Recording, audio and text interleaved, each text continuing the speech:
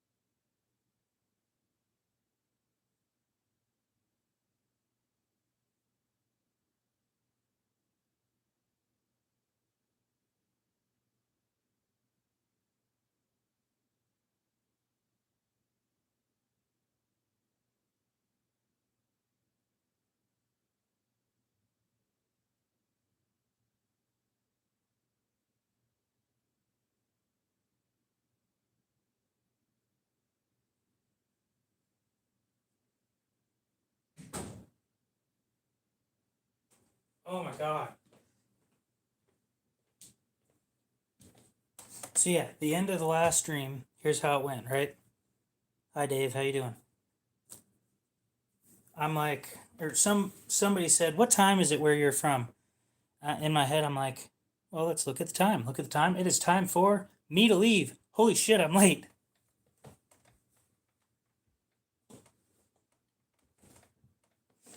Ended up showing up 2 minutes later than I planned on showing up, but it was close enough for me to be fine with it. And I have my wallet in my pocket, and. No, it sucked. I'm sitting there trying to do everything as fast as possible so I can get back out here.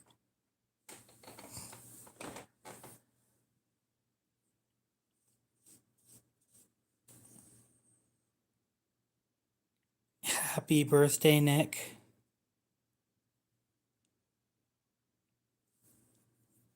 I don't even know why people do that. I get what you were trying to make me say, but it's so pointless. Apparently so. And I like Kit Kats. That's what sucks. Somebody with the name of Kit Kat trying to make me say something. What a shame. Knives, I guess, is going to be buying this knife after Blade Show. So we'll go ahead and remove all the... What's it called? We were talking about it before the last stream ended, so... It's amazing. In the last stream, just before this one, I got 46 new subscribers in like 2.5 hours. That's the most I've ever gotten in a stream. Unfortunately, the new YouTube statistics page after a stream doesn't tell you how many people or how many watch hours you got, and doesn't tell you... There was something else it doesn't tell you that annoyed me, but I don't remember what it was. It was important to me. It wasn't important to everybody else, obviously, because it's gone.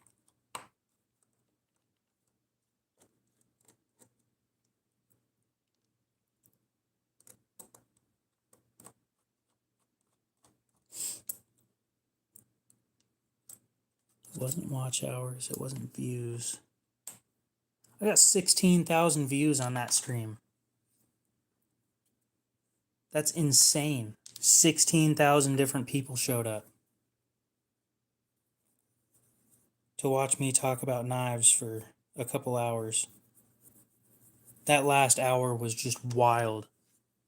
And I wish I would have kept going, but I had other plans. It sucks. It really does. But we'll see if we can make this stream do the same thing somehow. Be awesome if I get another 29 so I can get the 1,000 subscriber screenshot. How cool that would be. Because I've gotten a screenshot of every milestone so far.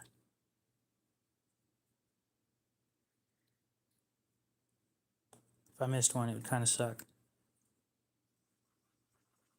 I wonder if people are talking, because all messages... Nope. Okay.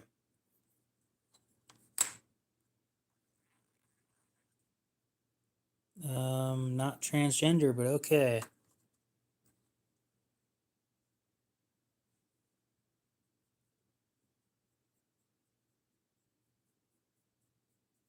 I am just a YouTuber. Literally just a person behind a camera. Next time you find a YouTuber that is 14C28N on this thing.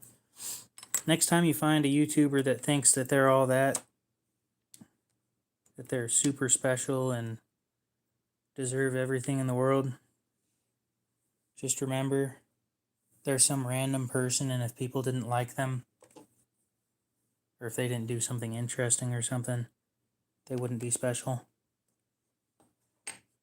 They're just more people.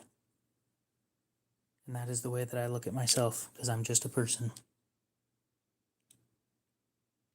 I just happened to start a YouTube channel.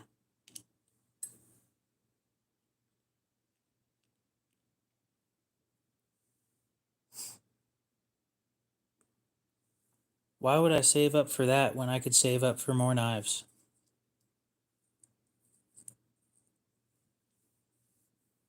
You know how many knives I could get with that kind of money?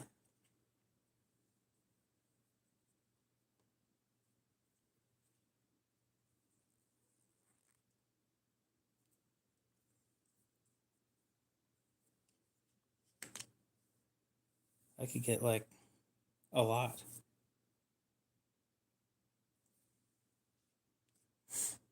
Because the average knife that I buy sits around $50.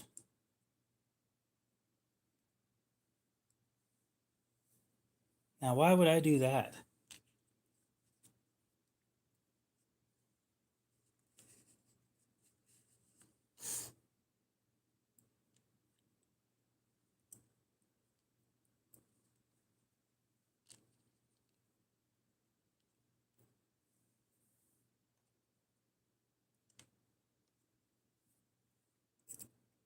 Stop pin. Stop pin. Blade.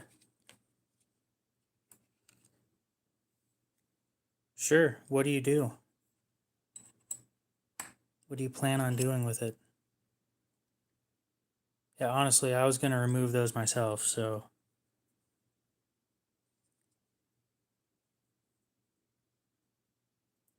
There we go.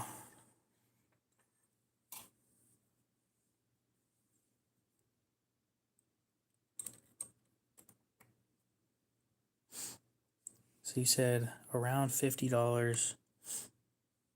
And what do you plan on doing with it?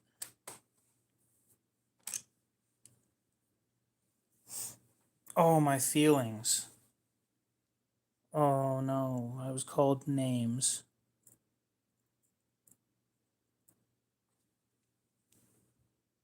This is the worst day ever.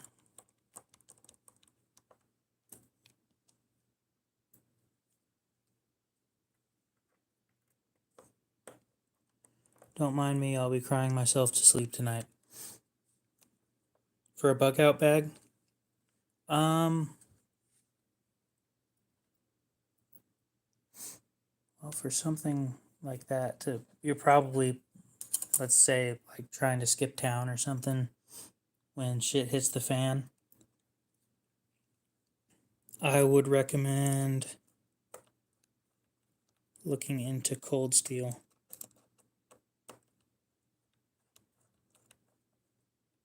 And if you want a fixed blade, look into Essie or Randall's Adventure Training, aka Rat. The Rat knives are really good. Like the Rat 5. I think I have a Rat 5.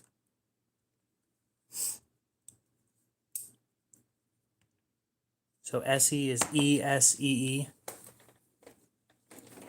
Rat is RAT. Ontario Knife Company is the, this is a Rat 5. Big knife. Blade length is 1, 2, 3, 4. 1, 2, 3, 4. Yeah, just over 5 inches. What was the first brand that I named? I have a Rat 2 as well. Rat 2 isn't a bad knife, but I don't know if I'd suggest it for like the knife that you'd trust your life with. I'd go with the fixed blade. But yeah, I think this is a Rat 2. It is. This is a Rat 2.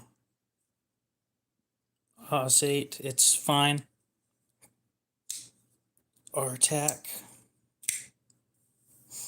I have not heard of that. Damn hiccups. Oof.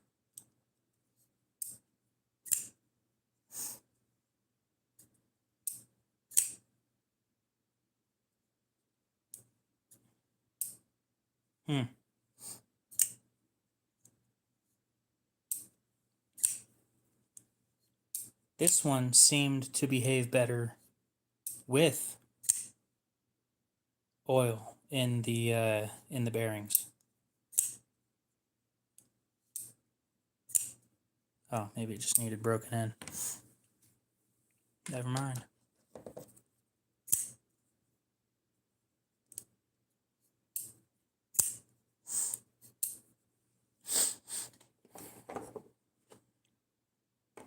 What else do I have to do?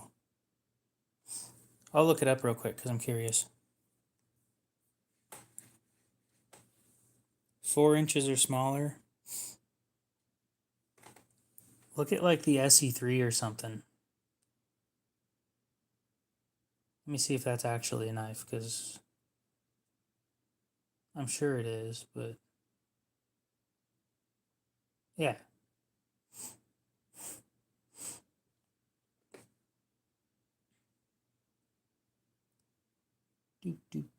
Do.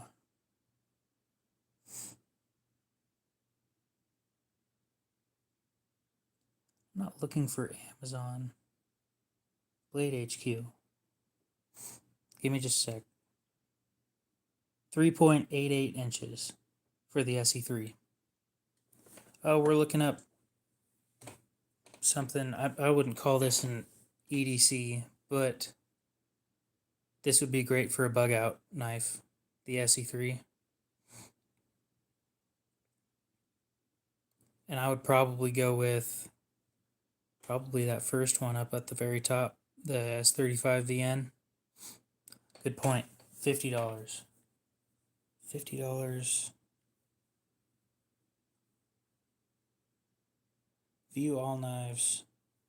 Do you want a fixed blade or folding?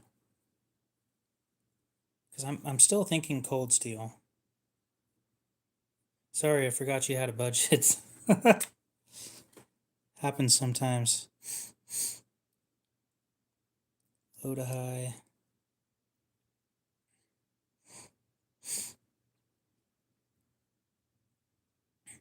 Cold steel. What knives does Cold Steel make that don't suck?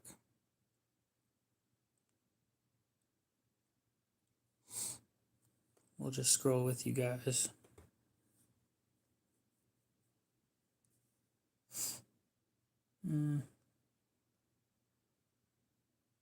No. I was giving you the option, or the best option I could think of. I'm not saying you need to spend that much. I'm just saying that was the best option. Ooh, that's a good point. But they don't have solid tangs.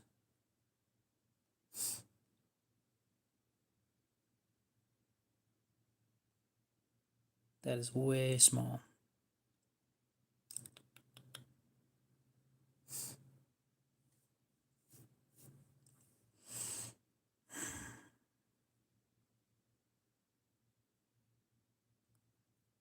Finhawk, that's 4 inches though, and it needs to be under. That's 6. Yeah, that's what I was asking. Do you want a folding knife or a fixed blade? I'm not saying that changes everything, but it helps.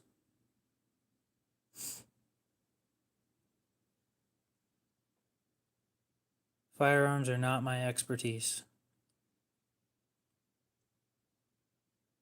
Fixed blade, 4 inches or less.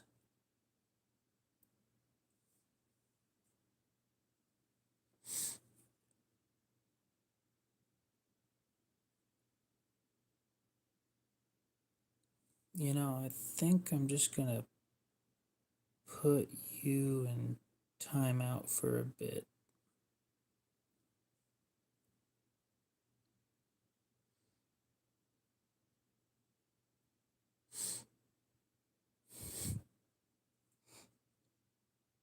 But yeah, I completely forgot that you had a budget. I was just thinking best option. Do.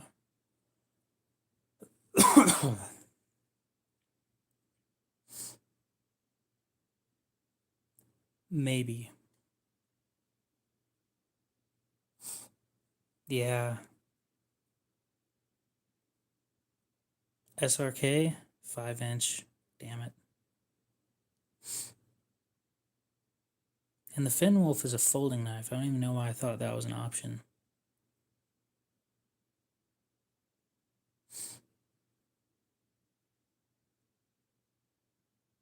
Again, 5 inches. God, if I could actually pick one of those, an SRK, that's probably what I would go with from Cold Steel.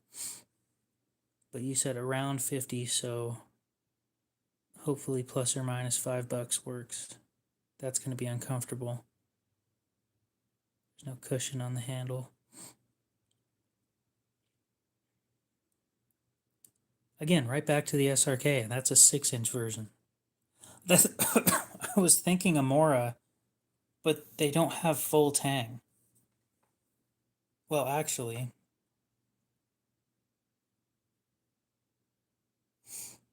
I haven't looked at their higher end options in a long time.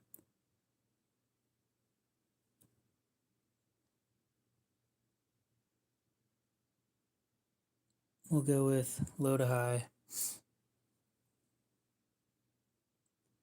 I mean, the basic 511 is what I go with. I have one in my truck and I leave it in my truck all the time. It's a great knife, but it's not full tang. Is the companion full tang? Because that would be a good knife.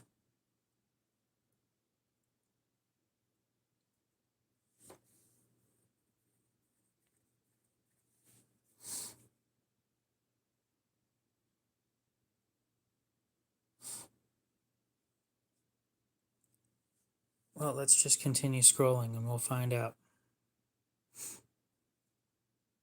But yeah, I'd look into either Mora, and it looks like Cold Steel doesn't have anything in the right price range anymore. If there's a 4-inch SRK, I would recommend that in SK5.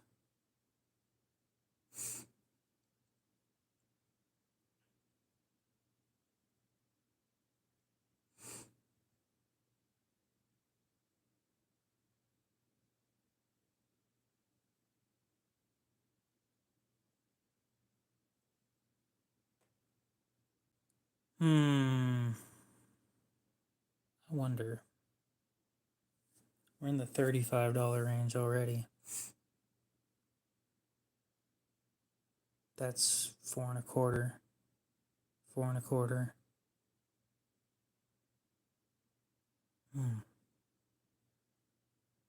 This sucks, man. A DLC coded. Damn. For $47? That's not bad. 4.125. 4.25. 4.125. Now we're just getting out of the price range. Yeah, the Garberg is 80, and it's 4.25.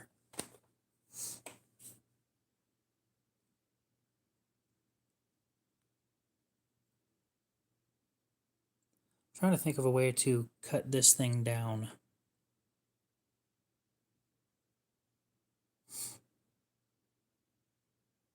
Okay.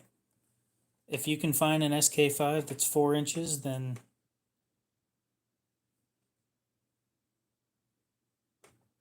yep. But this is pretty cool. This thing's DLC coded for $47. That's awesome. Now what steel is it? Just high carbon steel. Okay.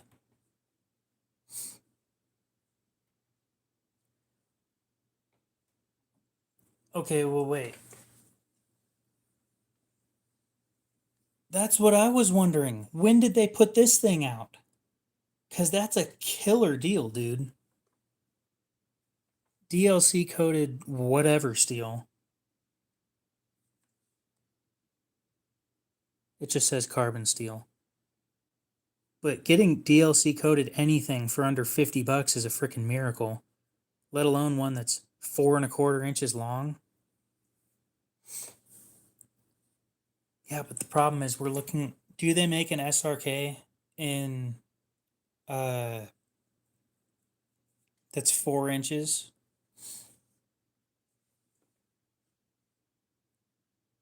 I might actually get rid of my Mora and replace it with this. That's a hell of a good deal right there. God, you just don't see DLC coated blades for that cheap ever. SRKC or SRKC. So we'll look that up real quick.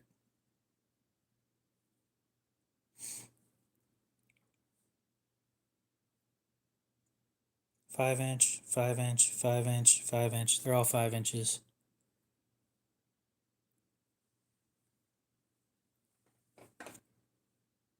SRKC 5 inch blade. Yep. It's amazing. All the weird people showed up. Very quickly, too. We're only 30 minutes in. But yeah, I'm going to recommend that. That was a. Yeah, but it sounds like no or local knife laws are preventing the guy from getting anything longer than 4 inches.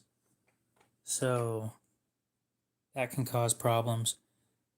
Then again, there's the other thought of if it's a bug out bag, it means things have gone to shit and then laws don't matter anymore. Just saying. And then there's the other side of things. You can cut down an SRK.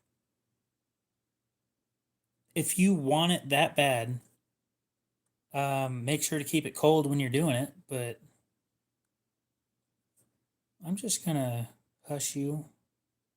So, timeout. Bye. Yeah, if it's in a bug out bag and shit hit the fan, it doesn't matter anymore. I'm just saying. Gerber principle. I've never heard of that. I stopped messing with Gerber a while back. 3 inch, 420 HC. That doesn't sound bad.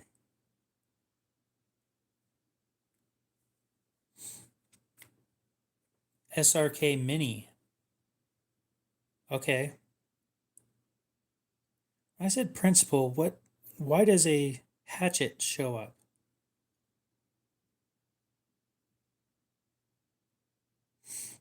And an LST, like the knife I was searching for didn't show up at all.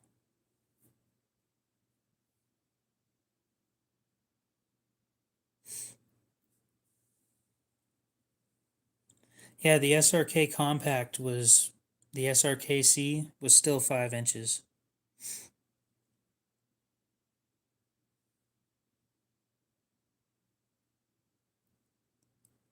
It's pricey. The Gerber principle's pricey.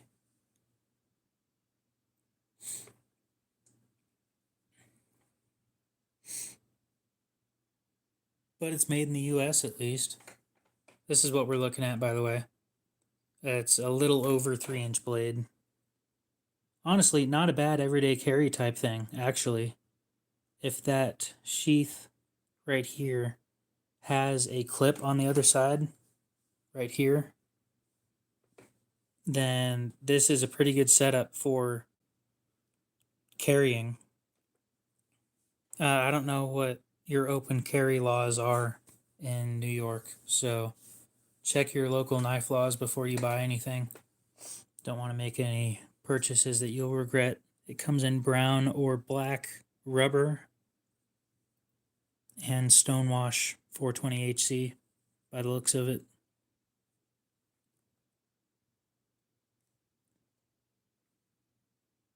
Yep, it's stonewash. Yep, this is under 4 inches right here. Yep.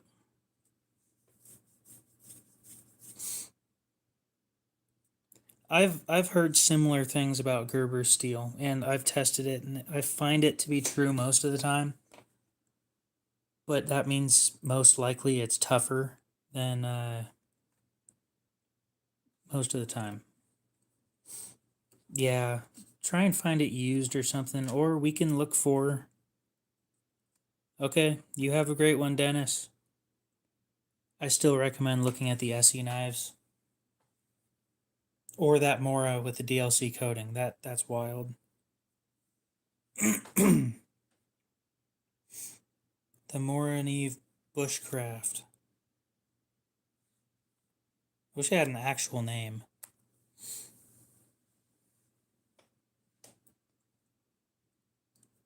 I haven't messed with the Kershaw fixed blade.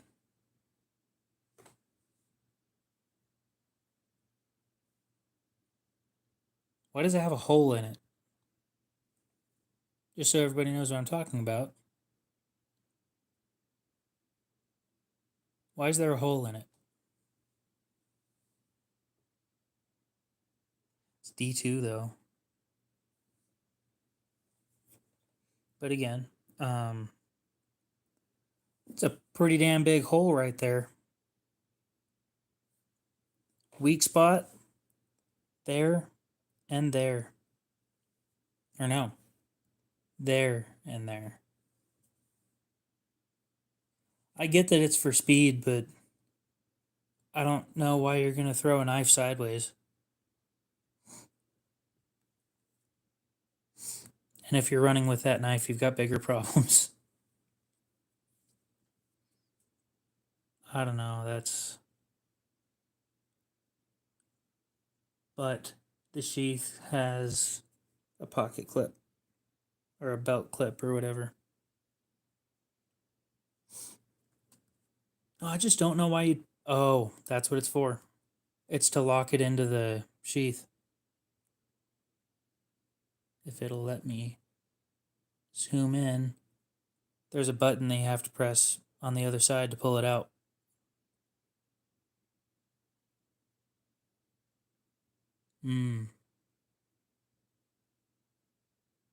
Or maybe it's just there for retention. Still, there's other ways of doing retention. Yeah, that's weird. I don't know. I don't think I'd be buying that. I will show you guys the knife that I've been looking at though. It's a fixed blade. I've been looking at carrying a fixed blade because I was curious. I don't mess with fixed blades all that much. So we're going to go look low to high. And I said low to high. And scroll. Actually, D2, because we'll just search by D2 because I know it's D2.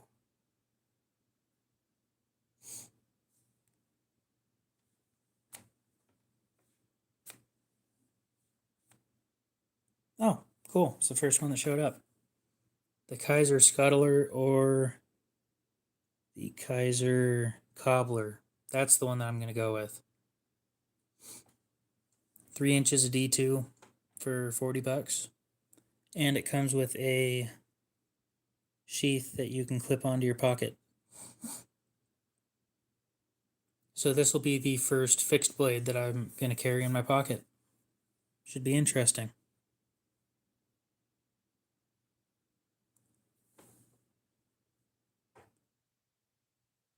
Being that it's from Kaiser, I doubt that it's going to be bad. Why this? Or why the X1? I've never had a little fixed blade like this.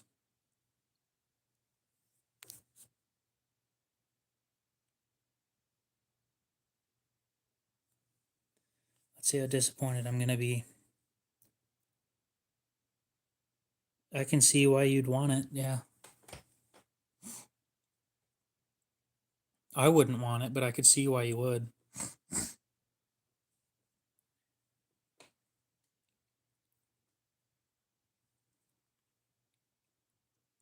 Okay, are you making fun of me for the fixed blade, or are you making fun of him because of that knife?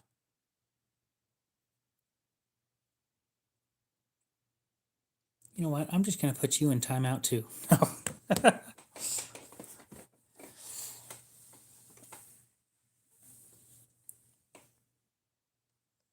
Yeah, but what's the price range of those?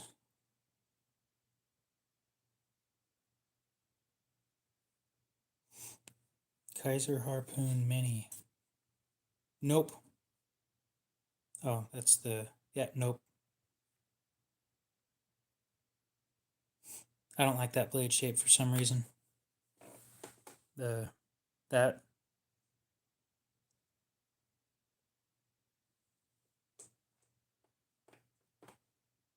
You come here to get bullied. Oh no, I like that more. It's the blade shape. That's what it is. It's the blade shape. I don't like the other blade shape.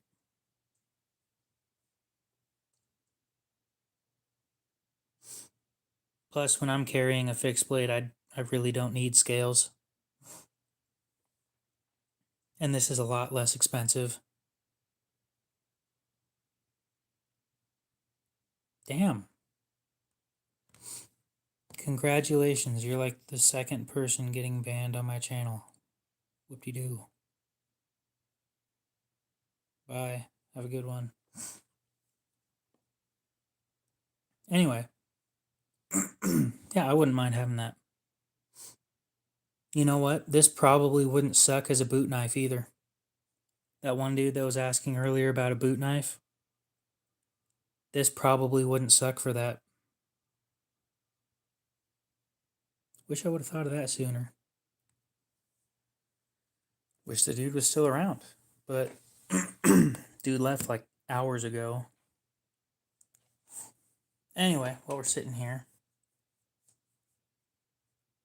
I should take apart another knife. Do I have another knife to take apart?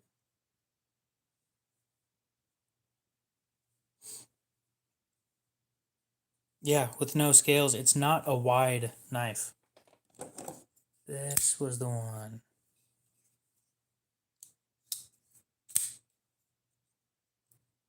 Yeah, there's no way that that dude's getting a hold of this thing. Idiot. Ooh. Civivi.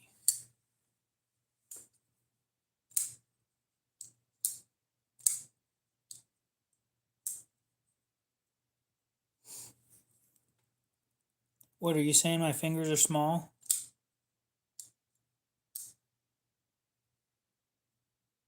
Huh. I just about got myself again.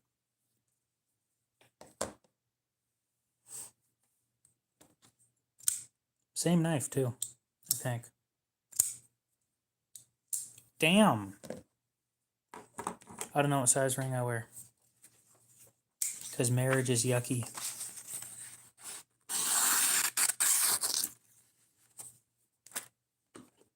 That could use some work. Mini praxis.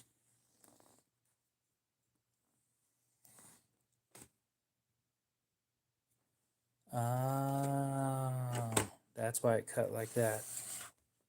There's a burr. I don't want to play with you anymore.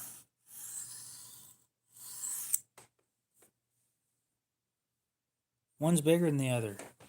There's a difference.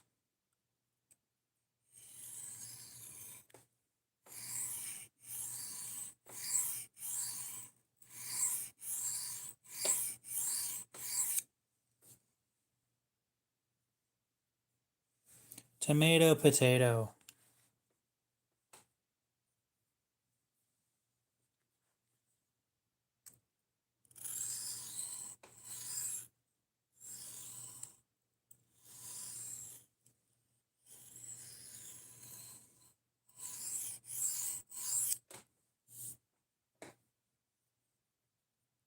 No, praxis is not in the name.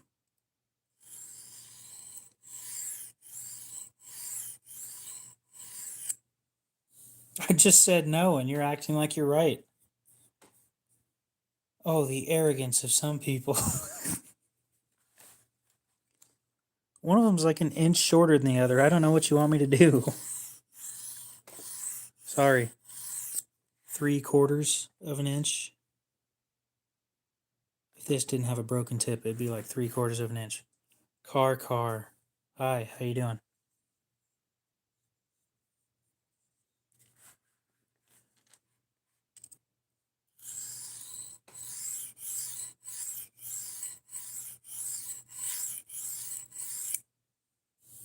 I'm doing all right. Already had to ban some. Bam. Already had to ban somebody today. But I was streaming for like 4 hours before I had that guy show up, so I can't be too mad.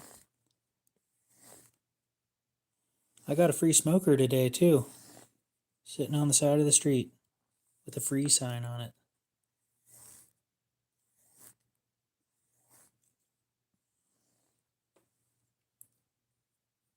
Everybody else in the car thought I was an idiot for picking up a smoker.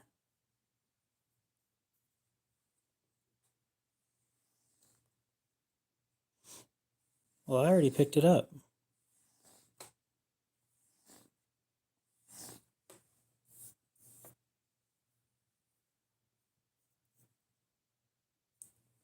I doubt you want to drive to Idaho to get it either, so.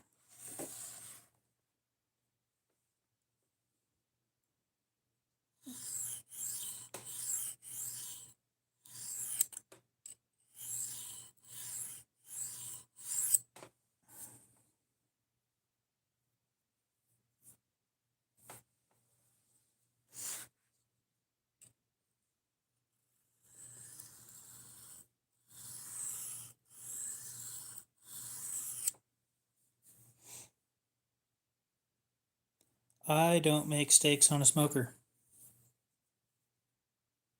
I make them in a cast iron pan. Skillet. You're going to make me pick between Civivi and QSP? You're brutal. I pick Kaiser. And it's not even close.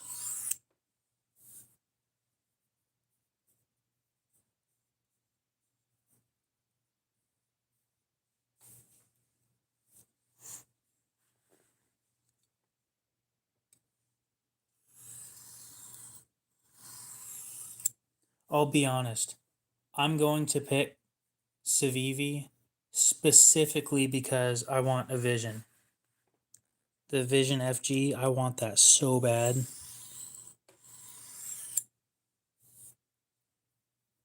And the part that sucks is I love the QSP Penguins so much. Making me pick between two of my favorite is just the worst. How you doing, Blanket Man?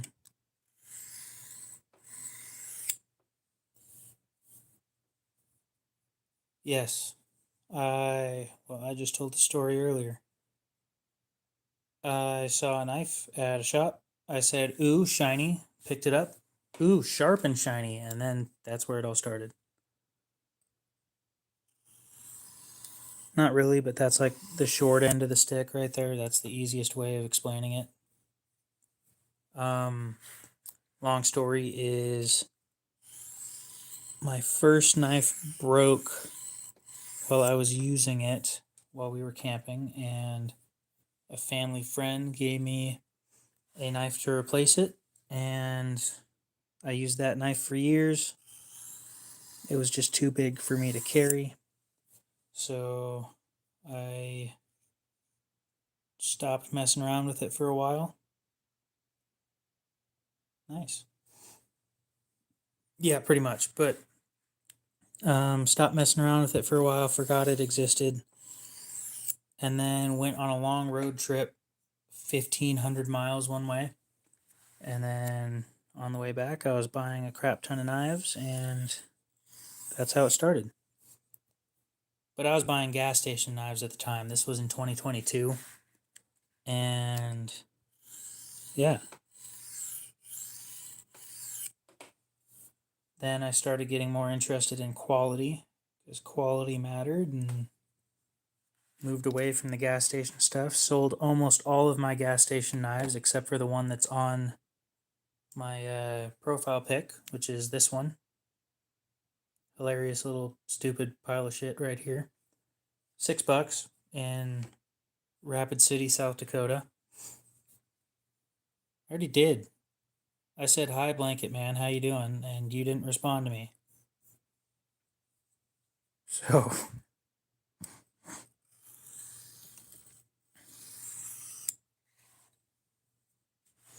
yeah, that's long story short is went on a road trip, started buying them, and moved on to quality stuff, and here I am. I started my YouTube channel. You're good. I'm not even mad. Started my YouTube channel in 2023, January 15th, 2023, and I started uploading after a knife company made a knife with replaceable blades and the replaceable blades bent. I got mad about it, uploaded a video, and here we are 2.5 years later.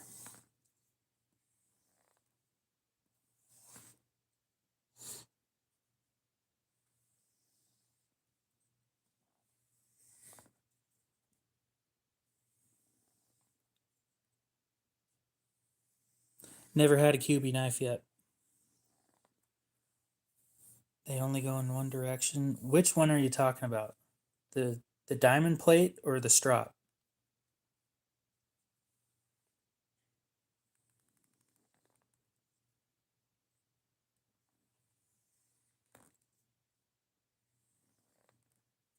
Diamond plate goes in any direction.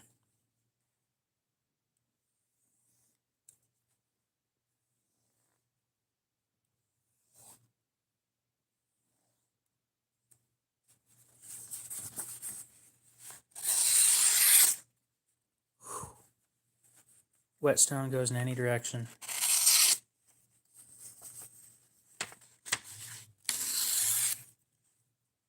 Strops go in one direction.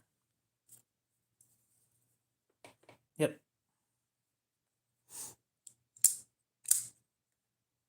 Strops you push away. You don't want to be pushing into it with the edge because you damage the strop.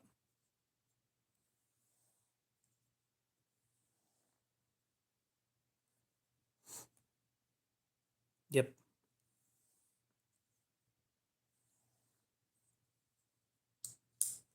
Yeah, let me teach you something real quick. Do I have a knife to sharpen? That's the biggest problem that I have, I swear. I never have a knife to sharpen. All of them are already sharp. But real quick, while we're still here, I'll just... Oh, but this one sucks to sharpen. Oh well. So yeah, I start at the tip. You don't have to, but this is how I set up and get prepped for beginning. I go back, I pull forward. I don't pull it off normally, but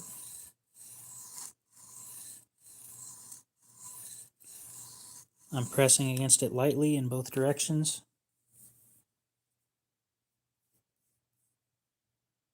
Where are you going to ship it here? Immediate delivery? I'm not the best sharpener, so don't send me your stuff to sharpen, please.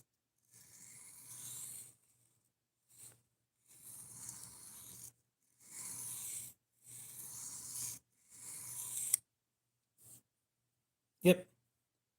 You take off material in both directions.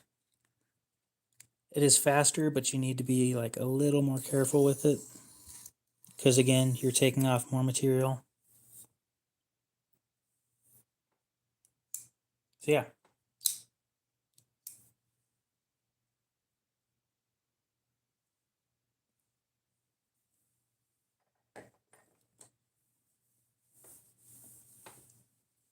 It's more durable. They last longer. This diamond plate is 12 years old. And it's been doing fine. I completely reprofiled multiple knives with this. And it still sharpens just as good as the other one. Actually, the other one's newer. It sharpens better, but it sharpens great for how old it is. Don't get them wet though. The metal that they are pressed into is nickel, and nickel will rust. And you don't want that happening. Don't get them wet. Don't lubricate them. They aren't made for using oil or anything on them. If you're going to clean them off, just wash it with water and then pat it dry until it's as dry as you can get it. Set it out in the sun if you want to. Just make sure you can dry it as quickly as possible. Maybe not set it out in the sun. Probably just pat it dry. And make sure not to get them freezing when they're wet. It may pry some of the diamonds out and then you'll have problems.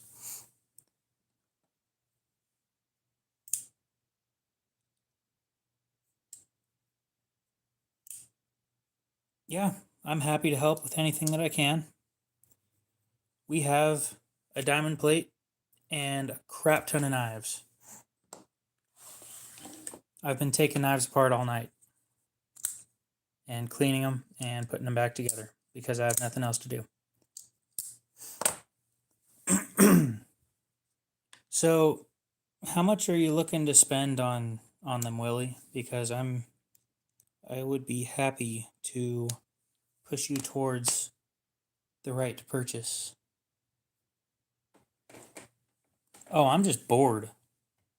This is a mini Praxis, a Civivi mini Praxis. I have 3 of these.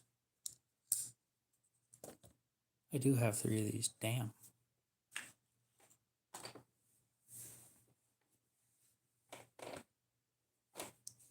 Two, 3.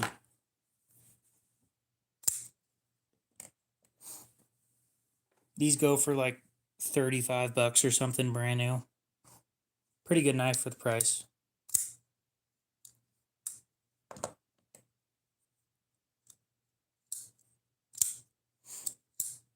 I think I'll probably be selling these for like 30, so you save like $5 depending on what shipping option you choose. And when I put them up, because I forget to put them up often, you can tell because they're still here.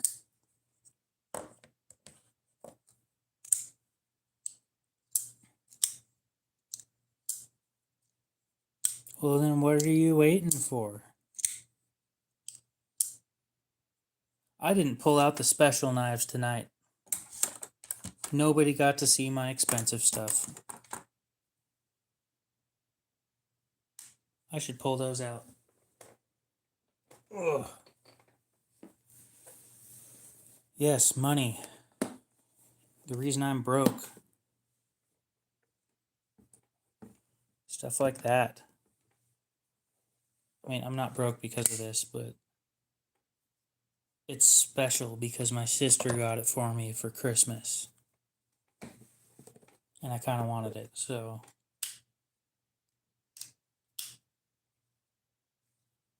I love this knife. They don't make this one anymore.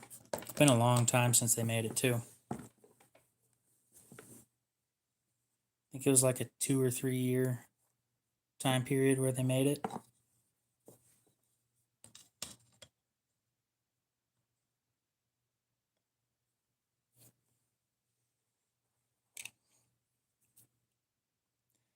How you doing, Shiny? They're knives.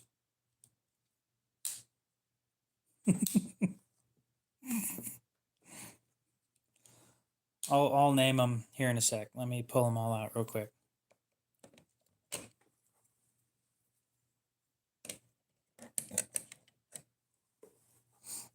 So these are just all the ones that I have in the expensive box.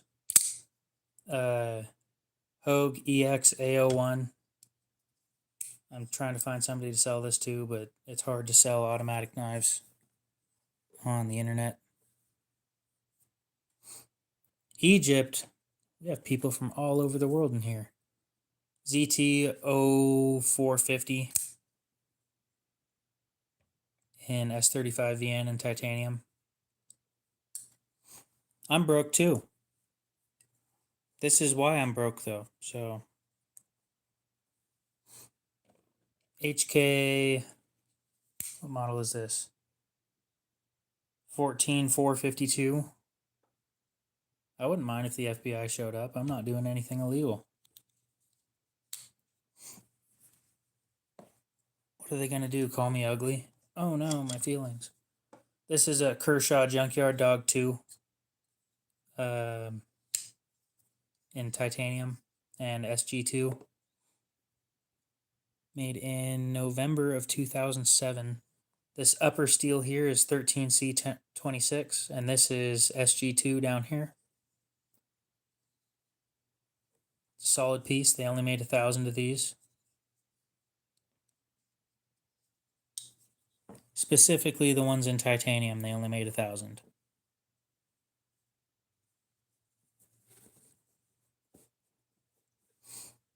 Yep, SG2 is is it a surgical steel or is it a tool steel? It's one of the two, I think.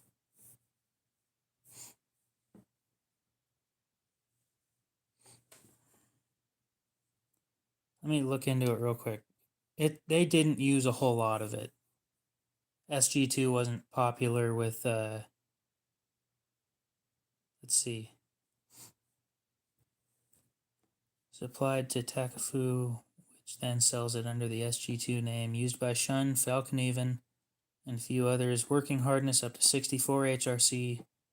Quite popular, yet I've almost never seen this stuff show up ever. High in vanadium, though. High in vanadium, high in carbon. It'll have good edge retention. Yep. It's an interesting steel. This is what I'm reading, by the way. Gives you a little bit of history on or a little bit of info about the steel.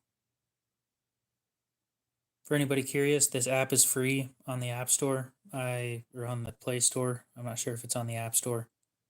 It's it looks like this. You look up knife steel composition and it shows up.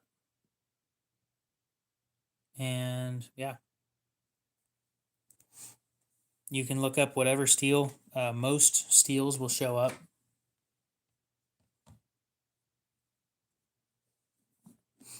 That's expensive. I do have a few 3D printed models of knives.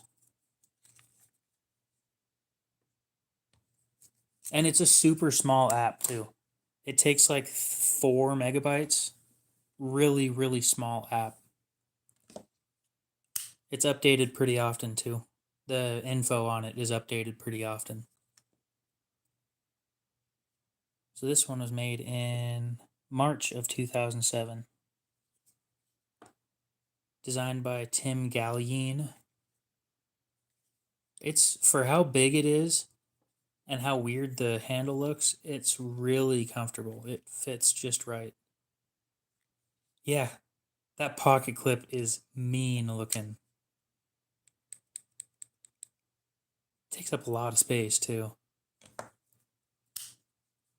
I think this is the only knife where I've had it in my pocket and somebody asked, "What the hell is that?"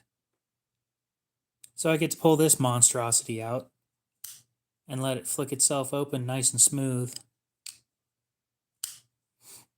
Bliss knives. I have never heard of them. I'll look into them in a sec though. And this is a Launch 5 in CPM 154. And then a Tesseract Tactical NF1. They didn't make a whole lot of these. The company went bankrupt in 2024, I believe. They lasted about 6 years. And yeah, this is number 162, I believe. Yep. Titanium liners, which is really interesting. No lock bar insert. All titanium hardware and titanium pocket clip. And S35VN steel. It's a wild piece. I don't think any of them have sold on the secondary market before. So obviously everybody loves them.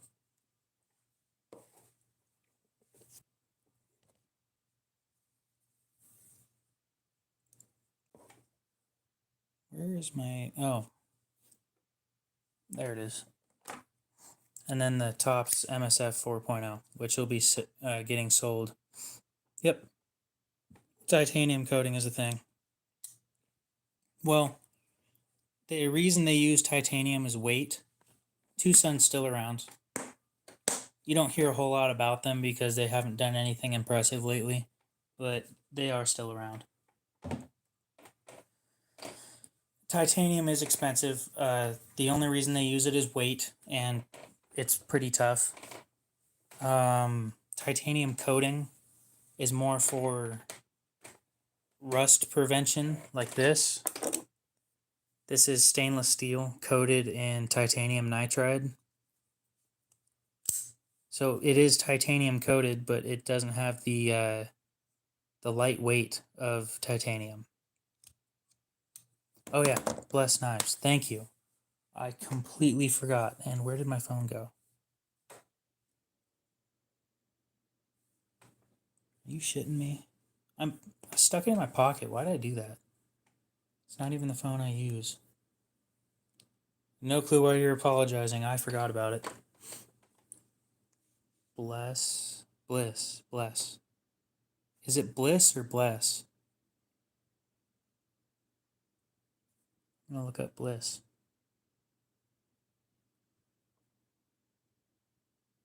Bliss Knife Works. Let's see what they have that's interesting. Since 2014, huh?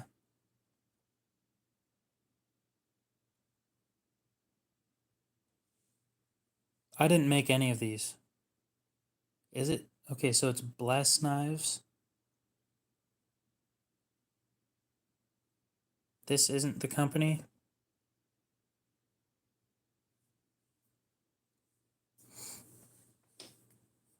Okay, well, I guess we'll look up the other one.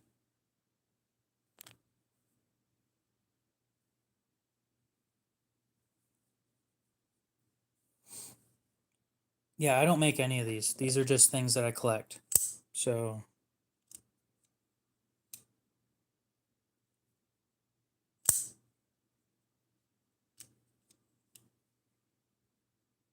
So I'm assuming this is the one that you're going after? Because it looks like it's about the only knife that they have on the website. MagnaCut at 62.6. Real specific.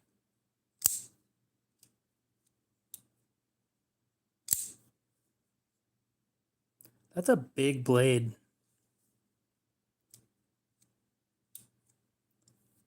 I buy them and then hold on to them and sell them sometimes.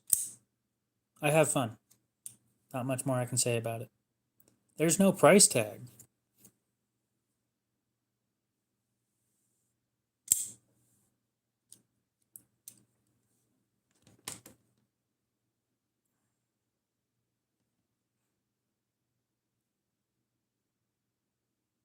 Yeah, that's the only one on this website right now. So I guess look them up on Instagram after I check my YouTube studio real quick. $9.85. Damn. Nope. Called an alibi. And I keep proof of where I buy things, so... No, I'm not trying to post something new. Search. Let's see if this dude shows up.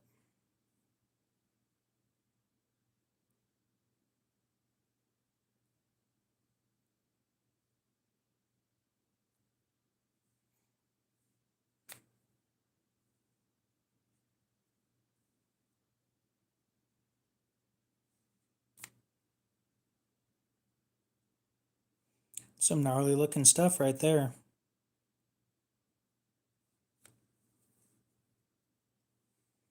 Oh, they cryo treat stuff too. Look at that. Some wild stuff.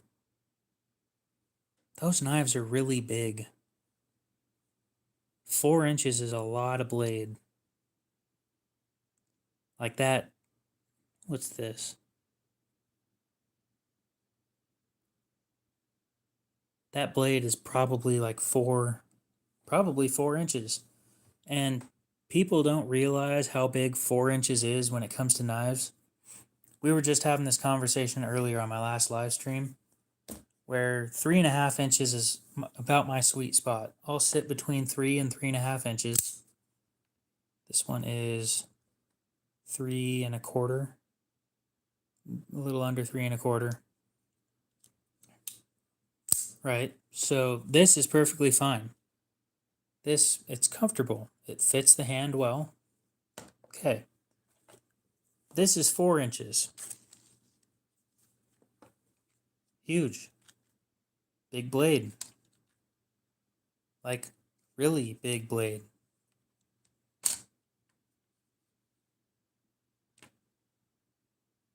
But there you go. It's a 4-inch blade. It's big. People don't understand how big 4 inches is until you have it in your hand. This knife is just huge. Overall length is 9. This is so I don't hurt the table. Nope, it's a craft tape, or it's a craft pad thing. It's so I don't hurt the table when I'm cutting stuff.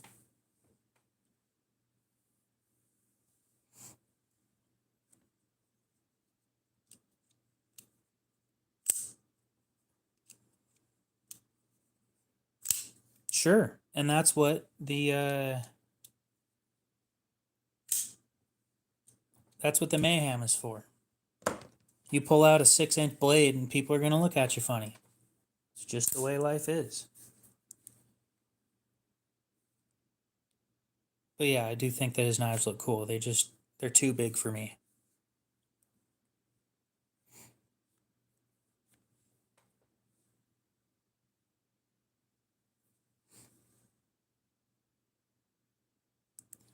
Actually, I was just talking about this earlier too.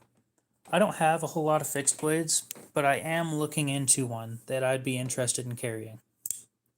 And look at that copper. Beautiful. But the one I'm looking into is the Kaiser Cobbler in D2. Why not?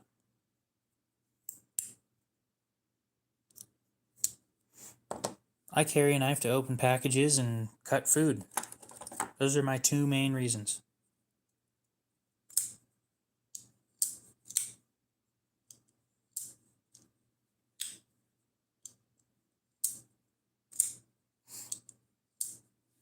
The copper, yeah, I did that myself.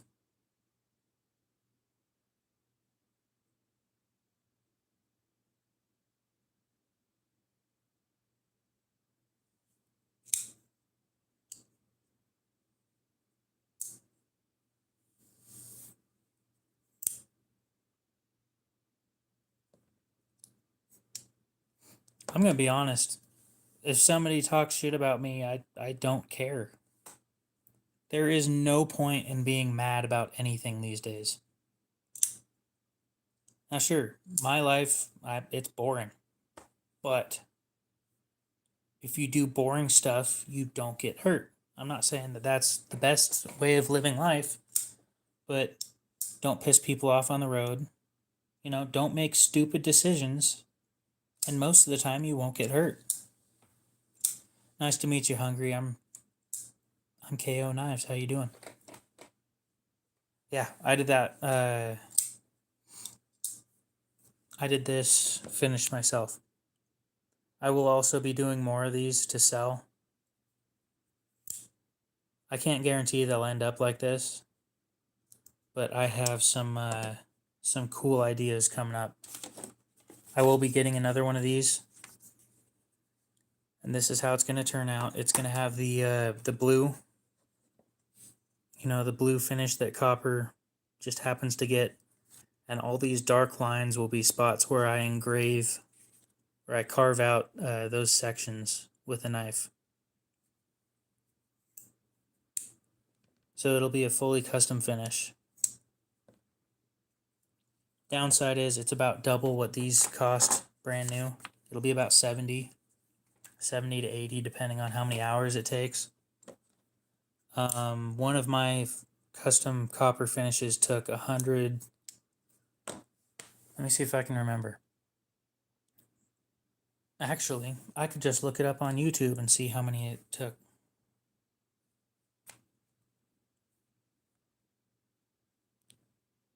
YouTube, help me. I undercharged for the first time that I did it.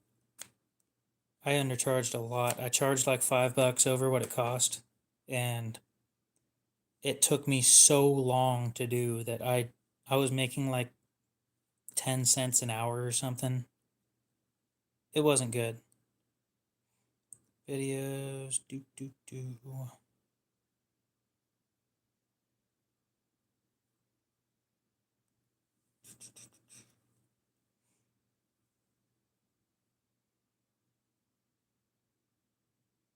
111 and a half hours.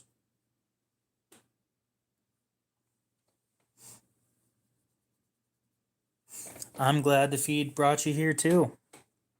I'm glad the feed brought a lot of people here. It's the first time I've had this many people show up multiple times in a row. So the QSP Hawk. Being from QSP, I wouldn't be surprised if I liked it. They make a lot of solid stuff.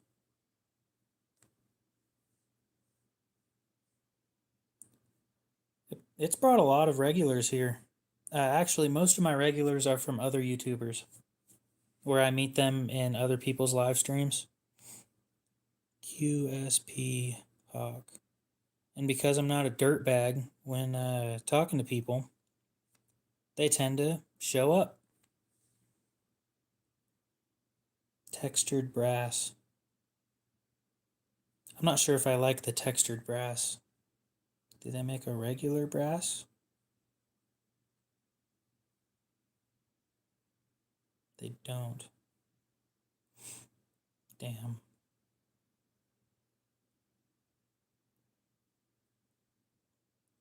Nope. There's a lot of dirtbags. Yeah, I'm a smartass. But that's what people like about me. At least I keep telling myself that. Yeah, that's not that bad.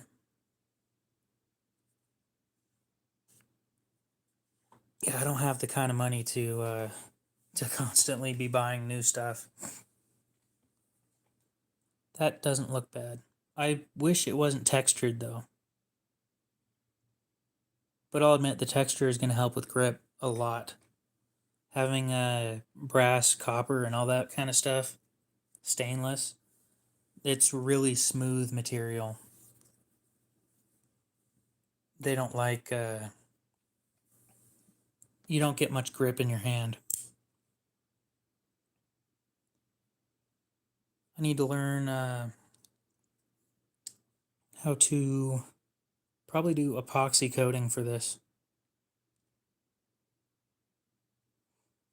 Because this clear coat that I use, you can scratch it with your fingernail. It's going to come off so fast. So I'm going to try my best to find a more durable finish so that people can actually carry it. I'd love to see these out in public. It'd be awesome.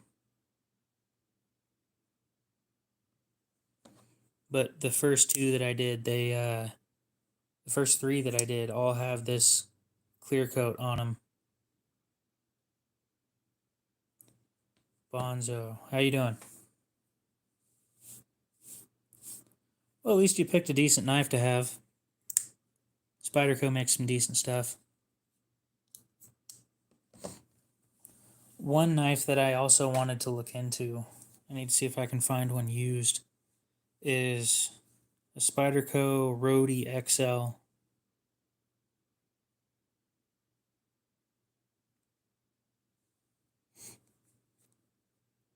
Yeah. So it's a slip joint, not that everybody likes that, but it's M398 for under $90. That's some wild stuff right there.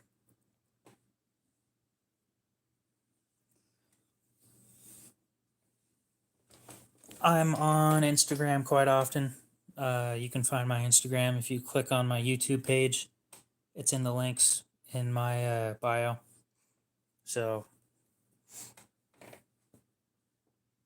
yep. That would be the way to talk to me. I don't do Reddit anymore. I still have my Reddit account up, but I probably won't be using it.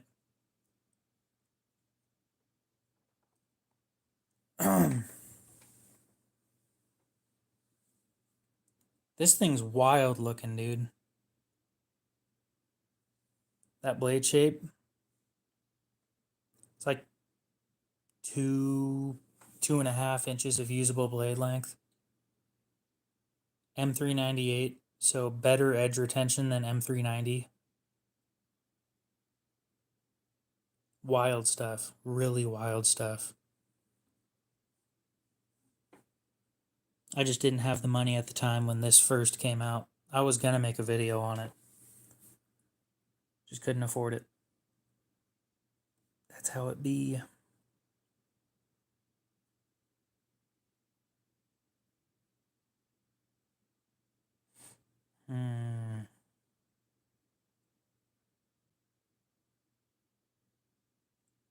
So I returned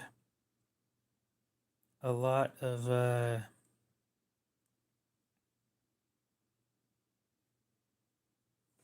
envelopes, padded envelopes. I was going to use those for shipping, and then Blade Binge didn't want me to use envelopes for shipping, so I stopped. And yeah. Yep, I'll follow you back and we can talk on there. Makes things easier. Instead of sending emails, because I don't check my email ever. I probably should, but I don't.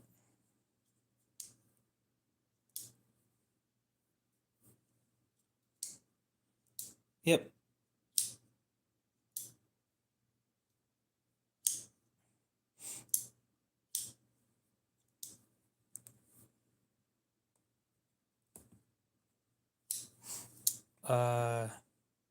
You're gonna hate me when I tell you this. All the soft steels.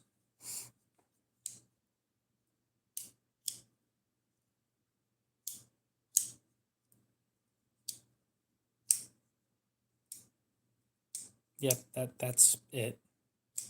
Just the soft steels. Now you're saying comfortably. So ceramic, I don't think ceramics for touch-up stuff for the most part, as far as I know. I mean, I'm not a professional with this kind of stuff, but from what I have been told, 8CR, 9CR, 3CR, 4CR, not that you want those two, but they would sharpen quite nicely. Not VG10. AR RPM 9, 7CR, possibly 154 CM.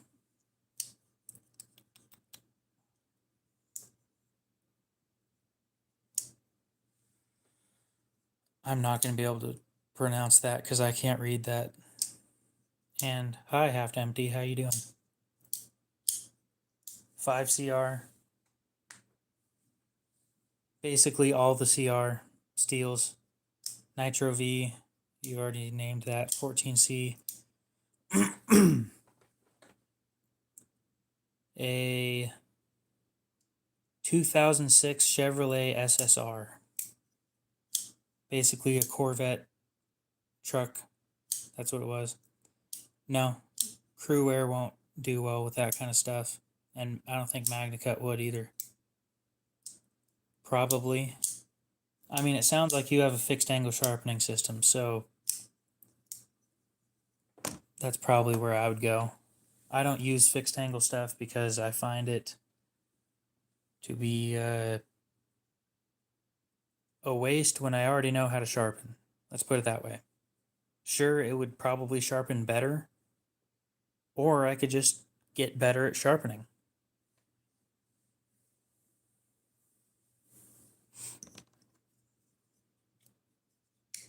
Yes, 600 grit's fine. It's actually the one that I use the most. 600 right there.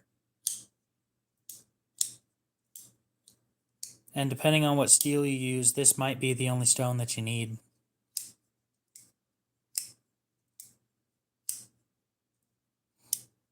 Yeah, I can go, you're going to love this, from 90 to like 9.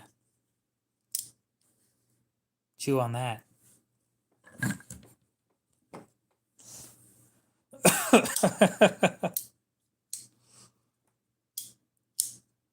Yep, you have a great night. Don't tell me to shut up. You know I'm right. I can do whatever angle I want. And you're stuck with those predetermined. Oh, that's gotta suck. At least you get decent options. I mean, 20 and 17 are all you're really going to use, but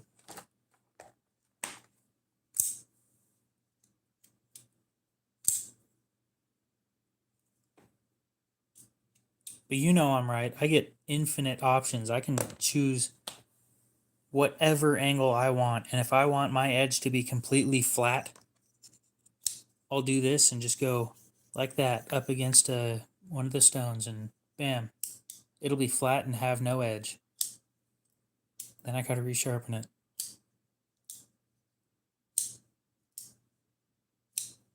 Why would I want a 30 degree? You have trouble cutting paper at 30 degrees.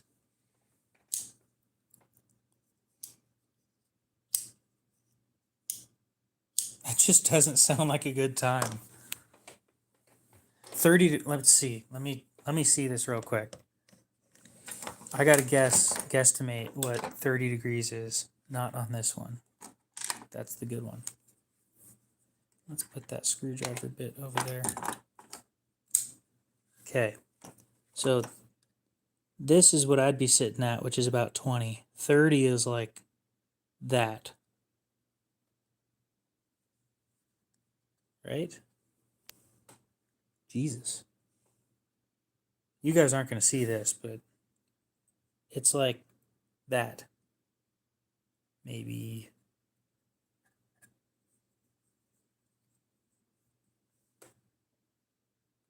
like that. You can say it's better, but we, over time and testing, we've learned that 30, sure, it'll be sharp enough to do whatever you need it to do, but you're not going to get the same kind of sharpness as a 17, a 20 degree edge. You just won't. I'm going to be honest, at 30, I don't think that you could cut paper. I really don't. Sure, if you've got a machete or something, 30 degrees makes sense. A pocket knife, anywhere, depending on the steel, anywhere between 14 and 25.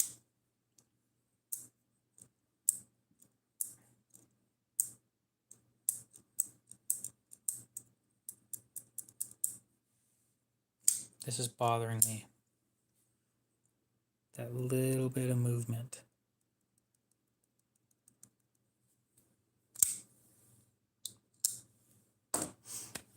I don't know, I've never had trouble with wood.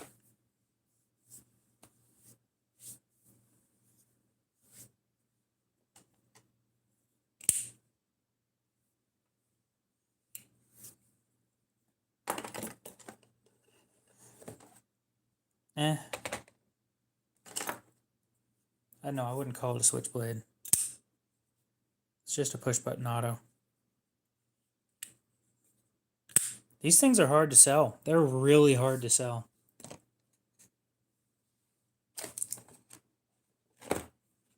I do have a switchblade somewhere right there. An Aster switchblade made in Italy. But it's broken and has blade play.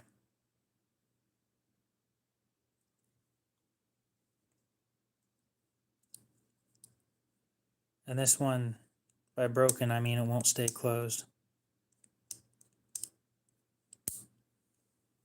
And this one isn't the strongest. I mean, it fires out just fine.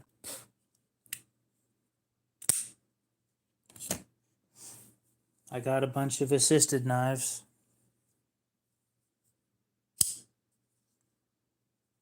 The only reason why it's strong is because of how heavy the blade is. These open at like the same speed. This one, the blade just weighs nothing, versus this one, where the blade weighs like triple what this blade weighs. But yeah, I like that carbon fiber finish.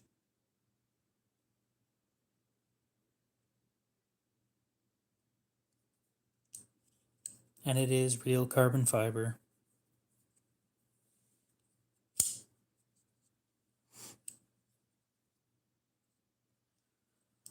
.4V.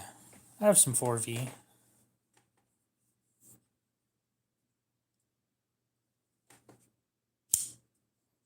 I have 4 of these.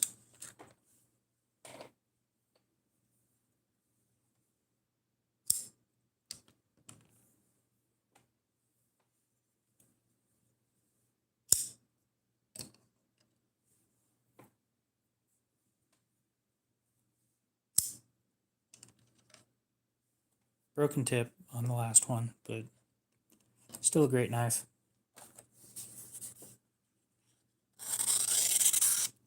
We'll touch that up real quick.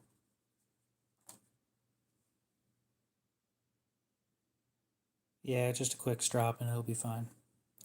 So that blade shape's called a Warncliffe, if you didn't know. It's a utilitarian type blade shape. Great for stuff like cutting cardboard, doing arts and crafts and stuff like that on a stationary area. My favorite knife. Where'd it go?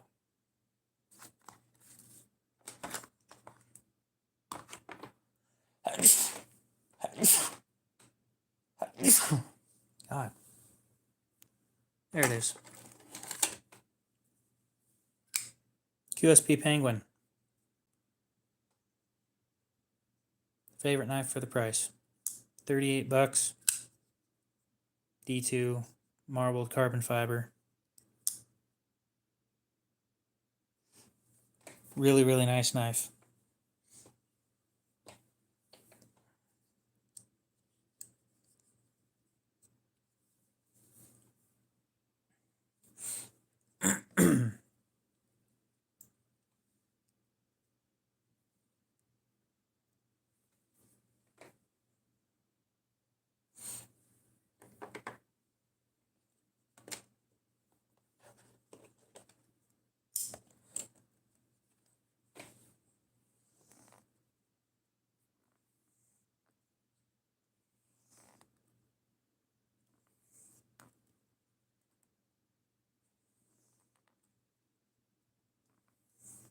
You can't sharpen your Penguin?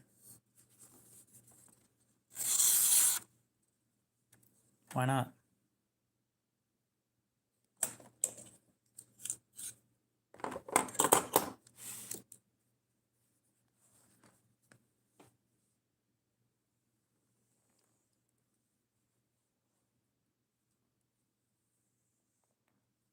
Yeah, that sucks. You should get better stones.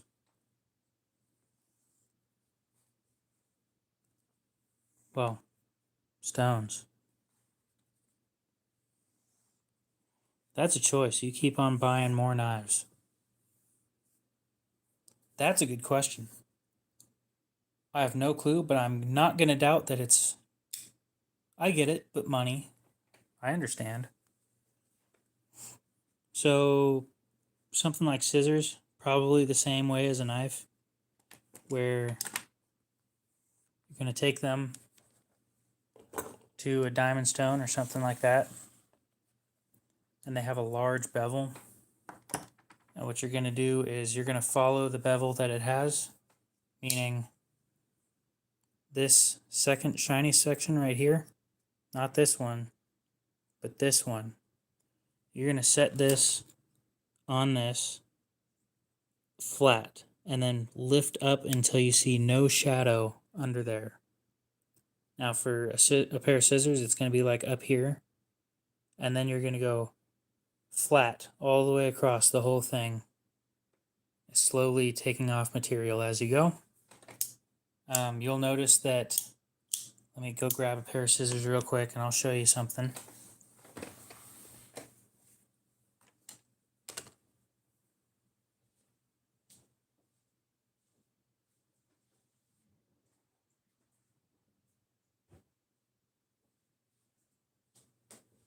Okay.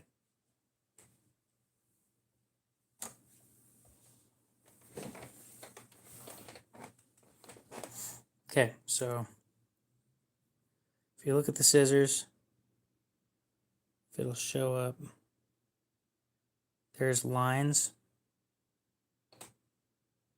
Help if I open these better. Yes, I remember to throw it.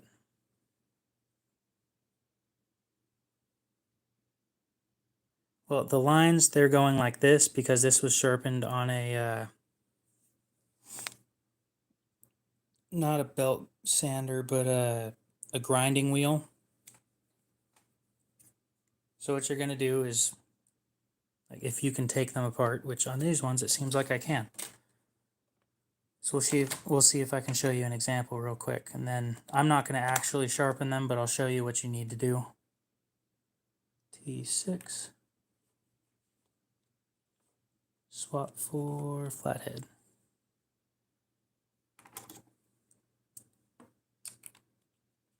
Always make sure to put your tools away.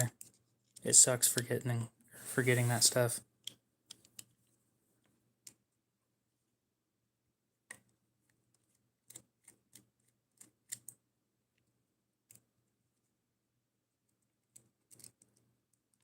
Okay. Awesome. So you're going to take them to your stone or your diamond plate, and the edge is on this side.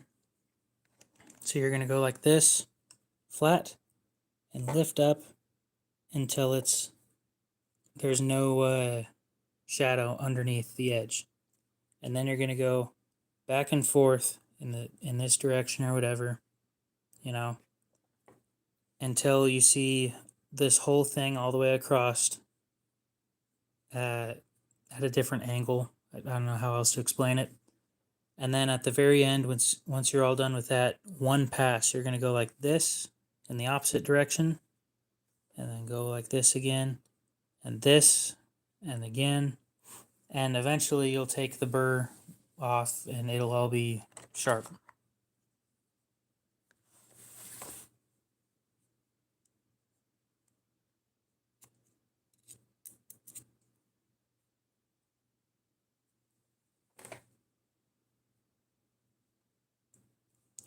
Do.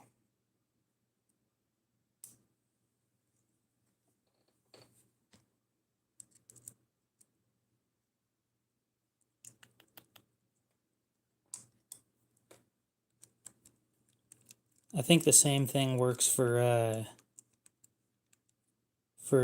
shears that barbers use. But did you guys know that barber shears are like $1,000 for a pair? Bet you didn't know that.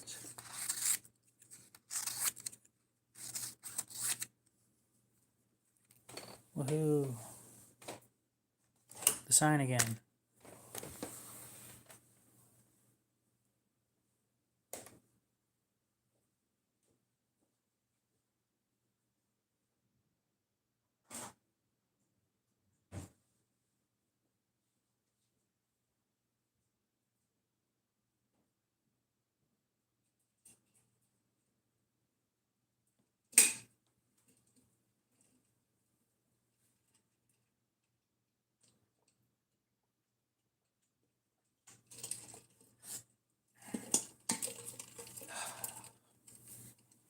Go get some water.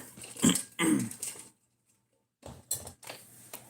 you've been watching me for the last hour and a half, go get some water. It's the only thing I'll tell you to do. Trust me, it's the middle of the night. You should probably be asleep by now.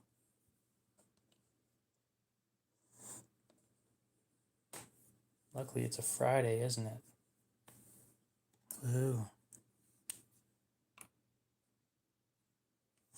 Now, what are we going to take apart now? Oh, more assisted knives. We can do the assisted knives and swap these ones out from the red stuff to the clear stuff too. Because I have these smaller ones. I have a couple of them. Root beer, obviously.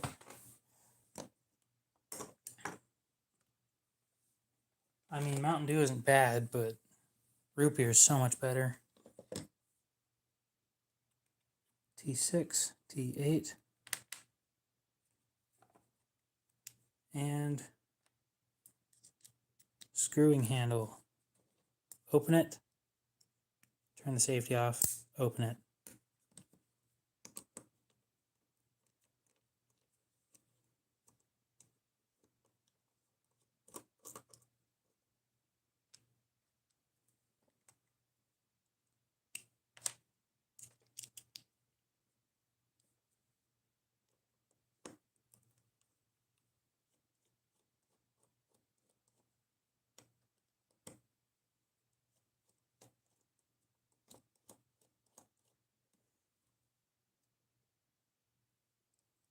Okay.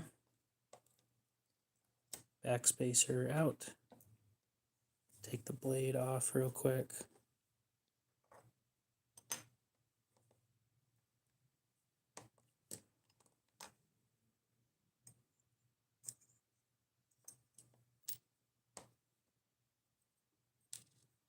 Okay. So now that we got this one all taken apart, it has less parts than the other one. Ah, yes. The beer of the root flavor. What root? I have no clue. But it tastes good, so I'm not going to argue. Only that's how everything in life worked. It tastes good, so shut up.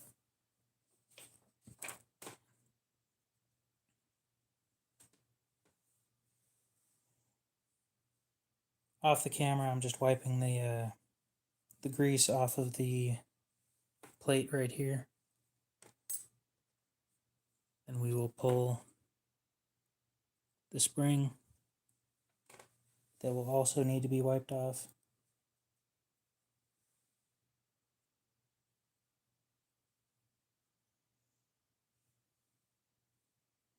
I'd show you guys, but every time I put the a microfiber cloth up on the table, it pulls parts down off the table. So, not going to happen. Because finding them is a pain. Okay, X-Acto knife. This isn't the only way to do it, but this is, from what I've found, the fastest way to do it. You just scrape all of this grease off.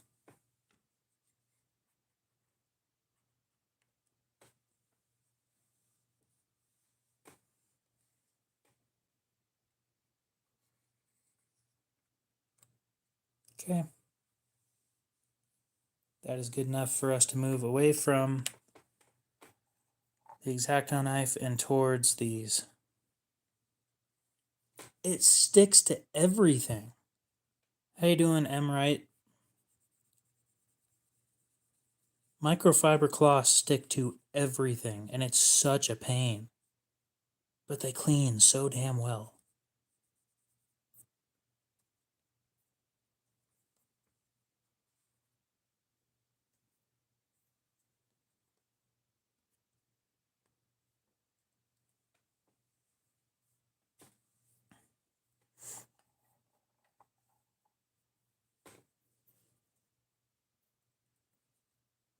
I liked all the interaction I was getting earlier.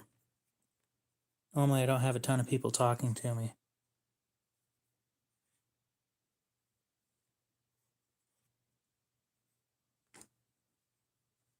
How do you pull that off?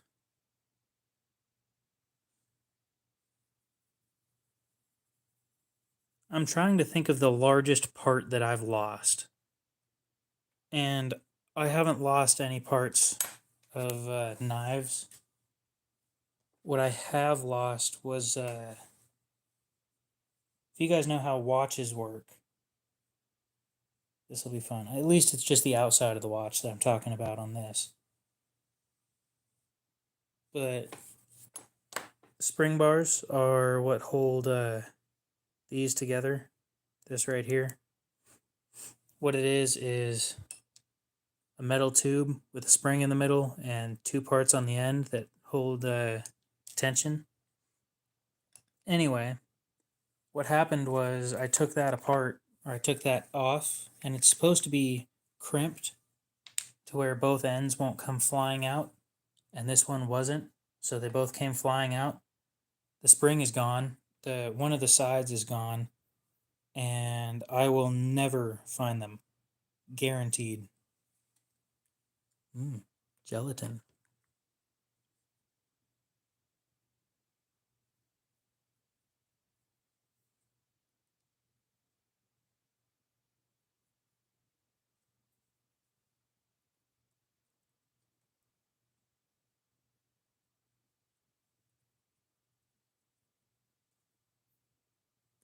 Okay.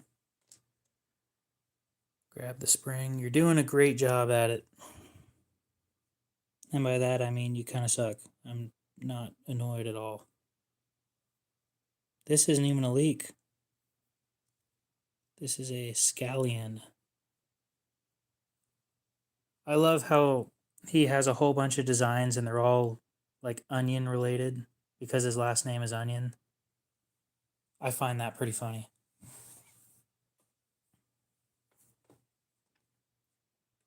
Somebody recommended something that was actually pretty funny. Yeah, this one, it has a recurve blade. The leak doesn't.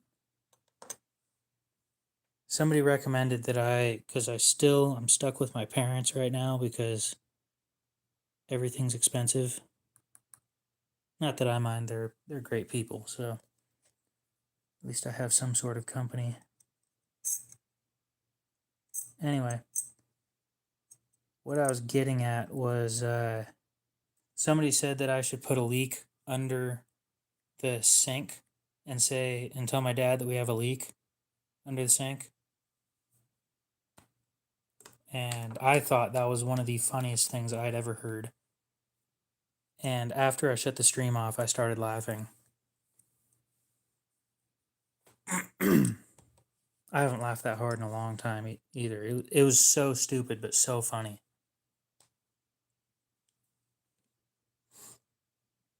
It's nice to find more people that like this hobby.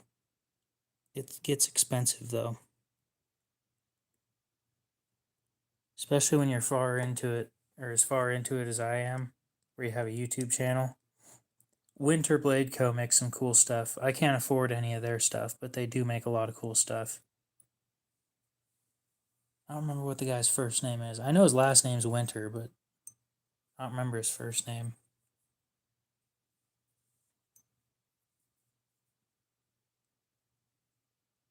$1620 FL. What's the FL?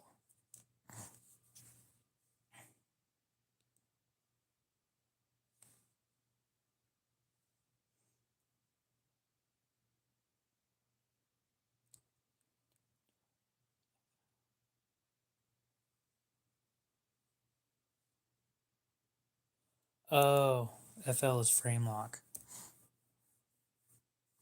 Best knife under $100. Great question, actually. No clue. There's so much more criteria than price.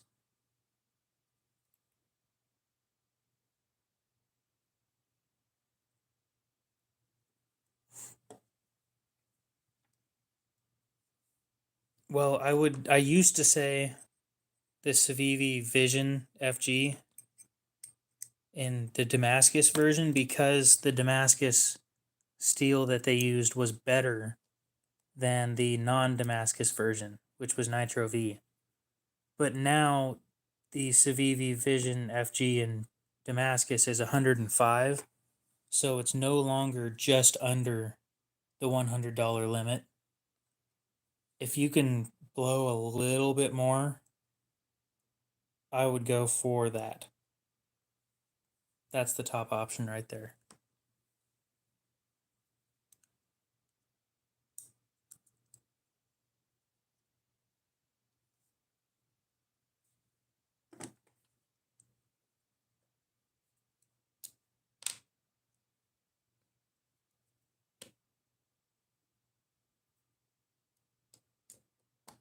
I did ASMR streams because I was sick. Apparently, people really liked my ASMR streams for some reason. They didn't do as well as this stream, but they did pretty well.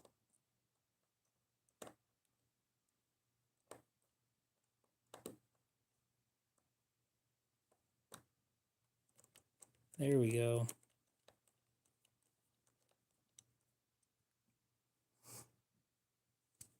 I don't know, I'd have to have 60 people agree that they want to listen to me doing ASMR.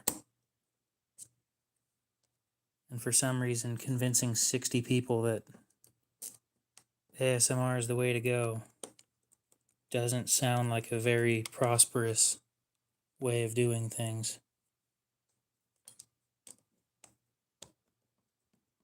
I find Benchmade to be extremely overpriced for what you get. So if you're going to buy their stuff used because holy crap, buying it new sucks. They are so overpriced. I made a whole video on it complaining about it.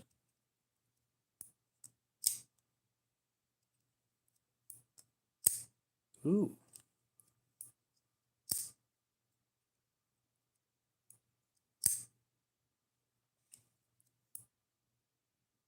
I don't think that's any better than it was before. Go figure.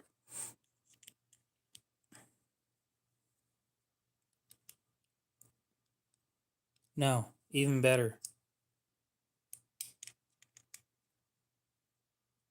S30V and FRN for 260 or 160.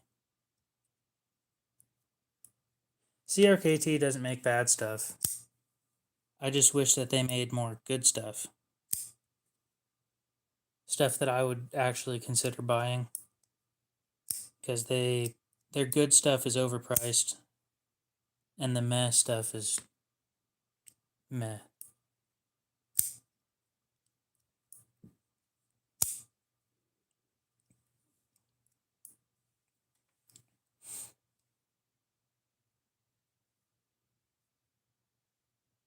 Again, that doesn't mean that they make...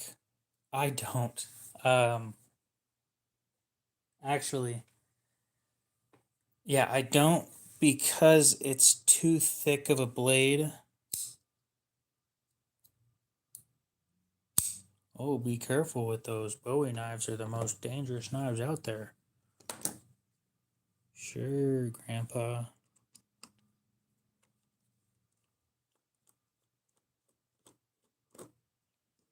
Bowie knives over 6 inches are still illegal here to carry. That is so stupid. And it's specifically the Bowie blade shape. I don't even know what makes it more dangerous than any other. It's just a big clip point.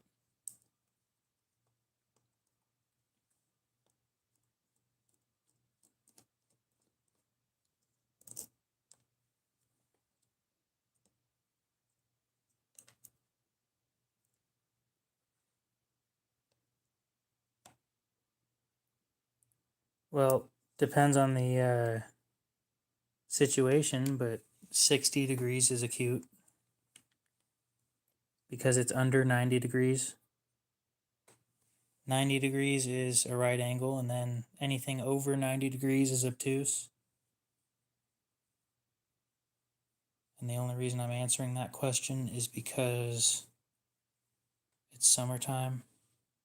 Thank you for the subscription. You have a great rest of your night if you're heading out.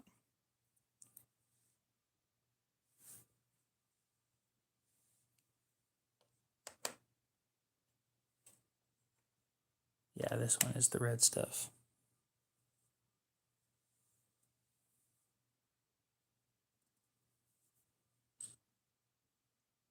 I've never had one break. What are you doing to break it?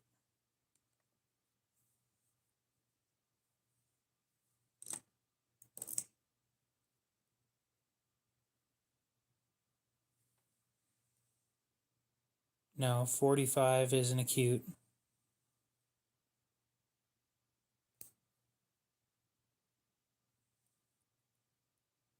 Buck makes solid stuff. I just wish that they'd stop making everything in China. Because when I think of Buck, I think of American heritage. I don't think made in China.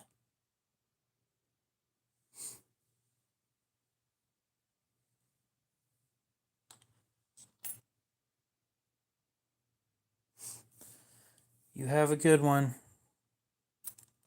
Again, the only reason I answered those questions was because school's out.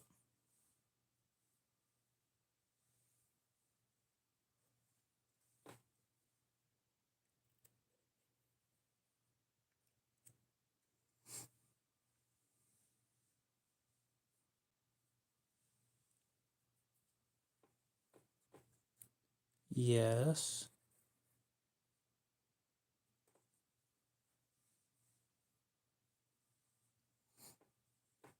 Most old timers are made in China now, yes. That's another thing. When I'm thinking American heritage, I don't think made in China.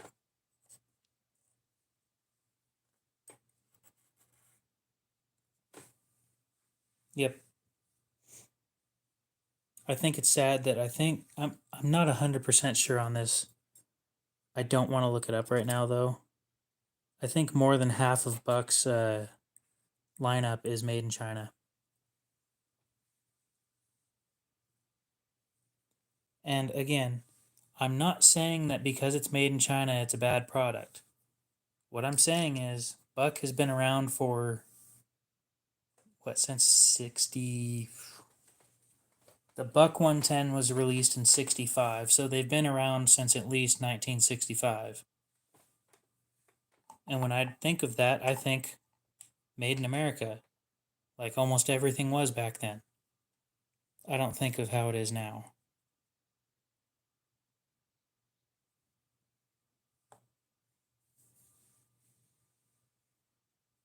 I know I explain everything a lot, but I'm so used to talking to people that don't understand things that I just explain over and over again.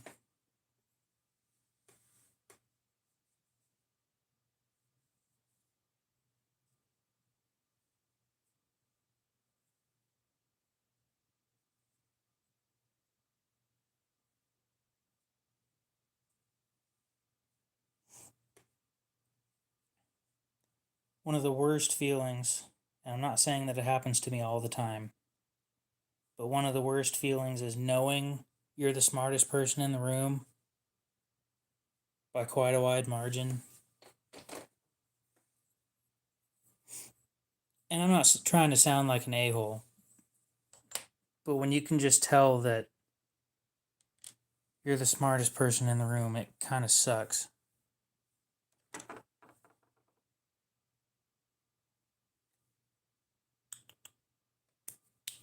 Q-tip, that's what I need. Q-tip and grease again.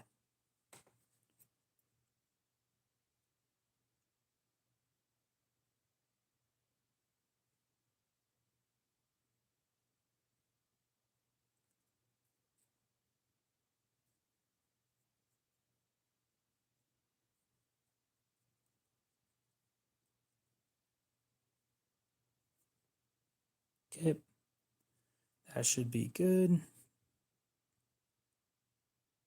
And a little on there.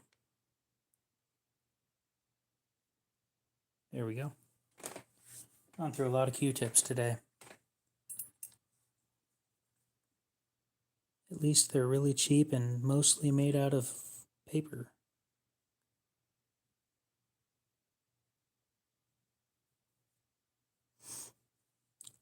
With this hobby, there's no way I could ever afford drugs.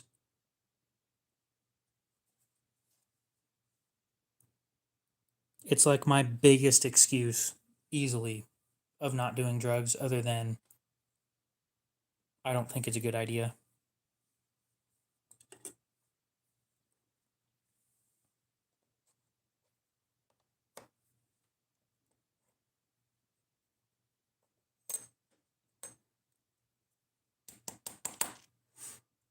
Willie, something you'll learn about me very quickly is I will answer almost any question.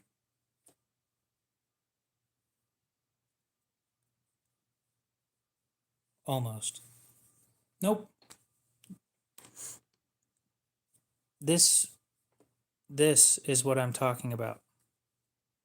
Is the like average person I deal with. In person, not online, in person.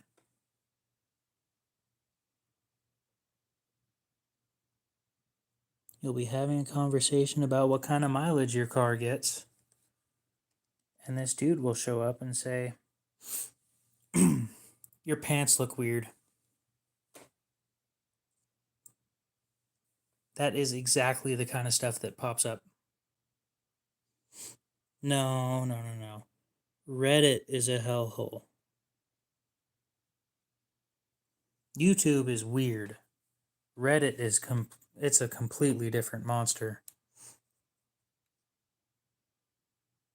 I don't know, you tell me. You're asking me questions on your opinions. Why do you want me to answer them?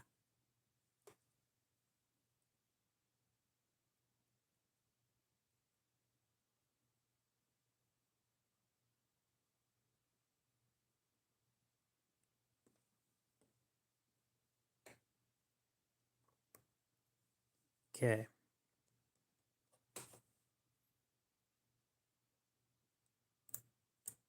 I'm sure with how many times I've taken these knives apart, somebody in here is an expert on this now. There's no way you can't be if you watch me take these things apart.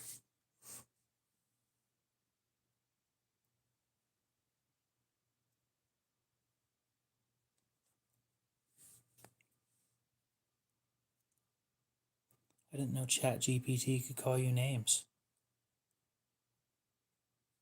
I think in was supposed to be replaced with I'm,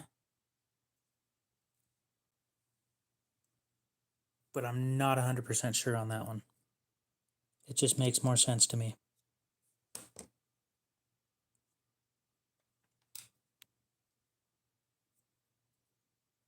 Which is why I was saying I didn't know that ChatGPT could call you names like that.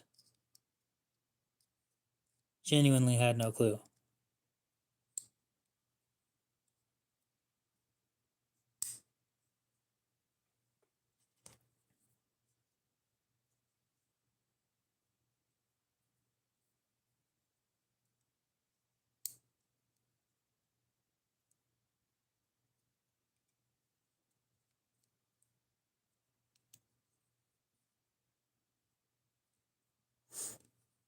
Yep, Reddit tells you to do that too. I don't know why I would listen to Reddit. It's full of depressed people.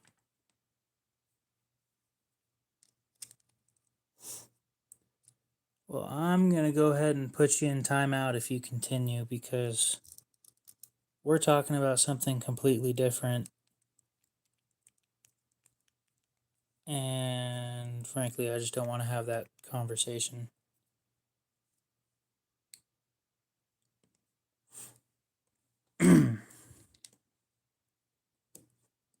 It's like Reddit stories that make no sense.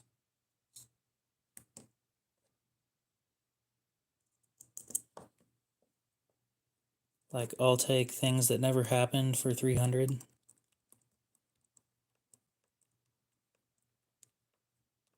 I can believe the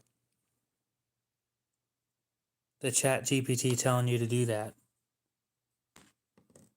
The police thing, doubt that would happen. But I wouldn't put it past chat GPT to do anything.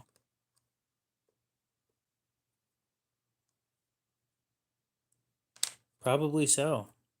But why would I spend extra money on a tool like that when I could just not? Hmm?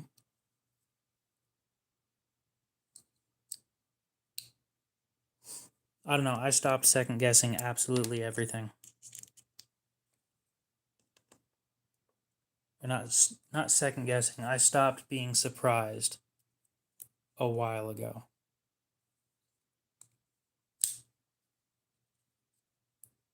It is hard to surprise me.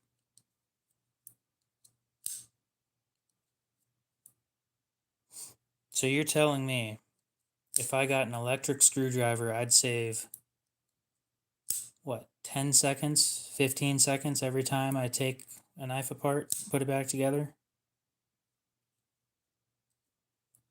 And how much is an electric screwdriver?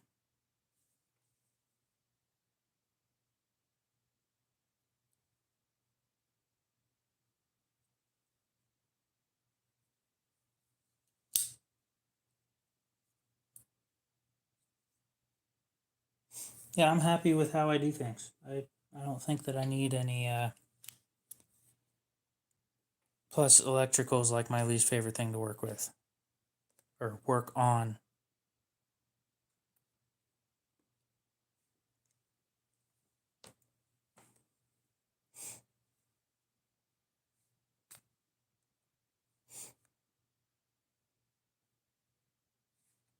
What are we at now?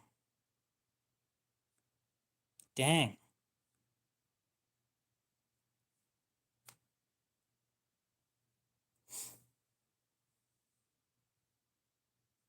No comment.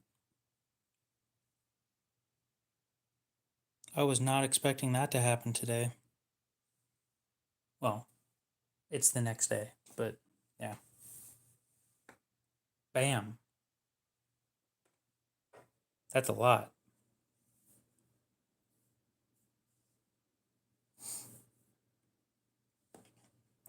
All right, well, we're going to go ahead and put you in timeout now.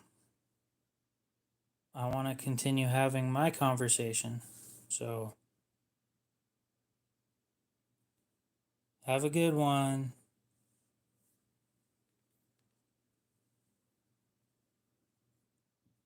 Oh, that's a clean Q-tip. I started wondering that an hour ago. Bro, that's hilarious. I just showed you guys, and then I lost one. That's great. I just want that screenshot. If I don't get it tonight, I'll, it probably was. Yes, I have. Well, I've ordered a Spyderco off the internet. I don't care if it was him. I put him in timeout for 60 seconds. I mean, if you're gonna unsubscribe over that, then you can. It's your thing.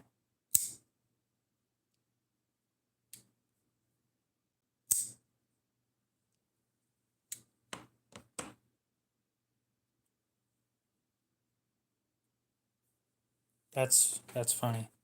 Keep subscribing and unsubscribing. That's what's going on now. They have. Spyderco's made plenty of real knives. I'll show you one. This exists. It's a real Spyderco. It's just trashed.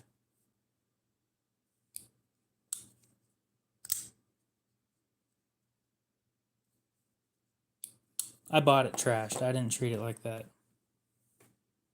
I got that for 20, brand new. They were like 60 when I bought it. It is a little bit pricey for what you're getting, but it's not the worst. You should see the thing I'm saving up for next. I collect. I stick them in a box and forget. That's what I do. Genuinely. I'll pull out a knife that I forgot that I had for over a year. It is part of the hobby. Especially when you have as many as I do. Pro tip. If you're taking apart an assisted knife, open it first.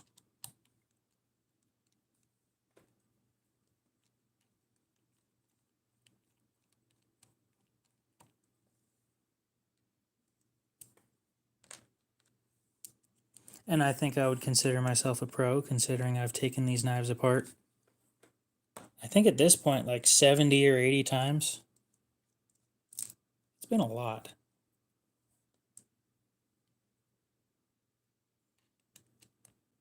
I have played Knifey Spoony.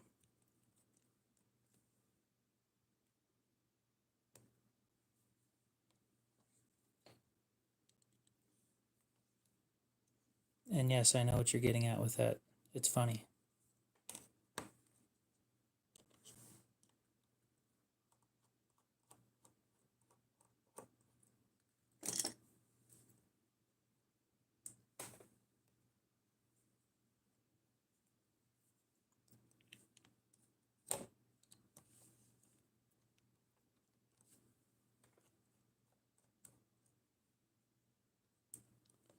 I hate taking this knife apart specifically.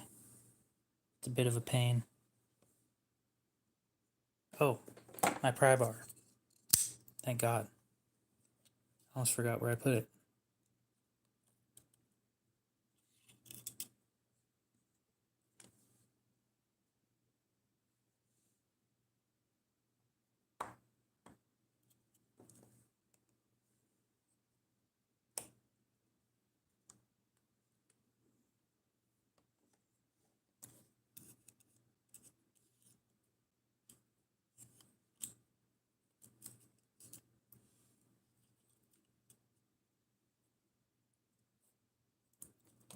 Sick-hander, is that how you pronounce that?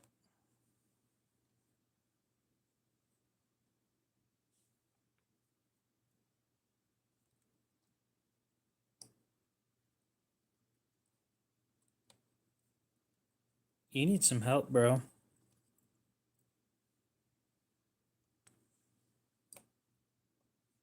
I was asking if that's how you pronounce your name.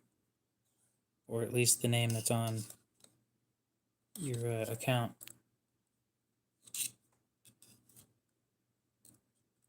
Come on, open up.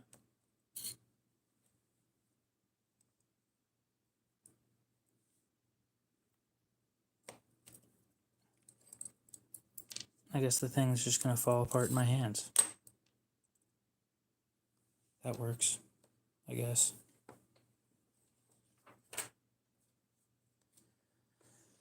Oh, this is why this one's such a pain.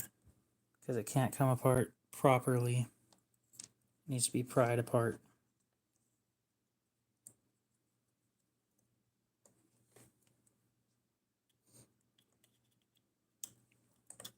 I'm sure everybody loves watching me suffer right now. It is pretty entertaining, don't get me wrong. Okay, so we'll wipe all the grease off. For anybody wondering, it's just red automotive grease that we're wiping off.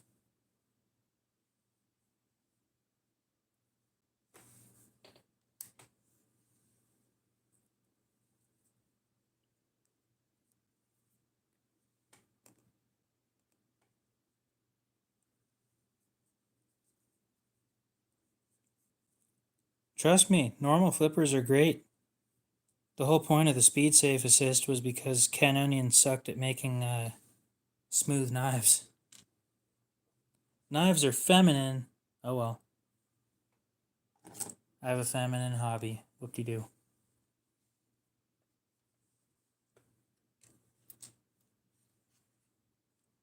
Oh, you see this? How it's black? This is starting to turn black right here.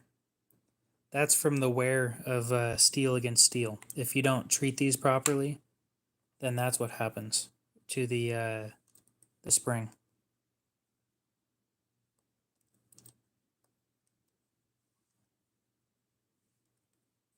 Well, I'm going to go ahead and put you in timeout again. This is going to be a longer timeout this time.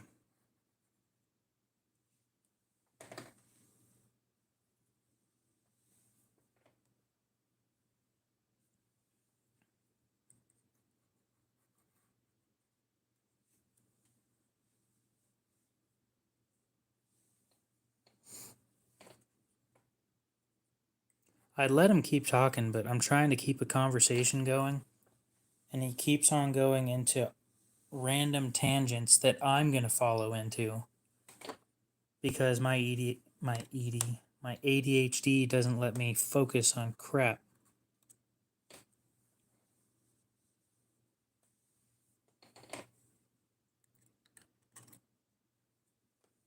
On the bright side, the dude's only in timeout. I try my best not to ban people if I don't have to.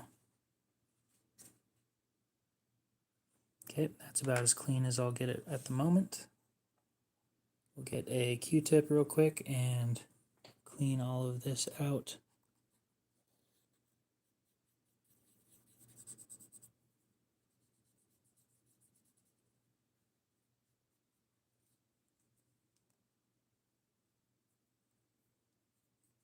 He unsubscribed again. Oh well.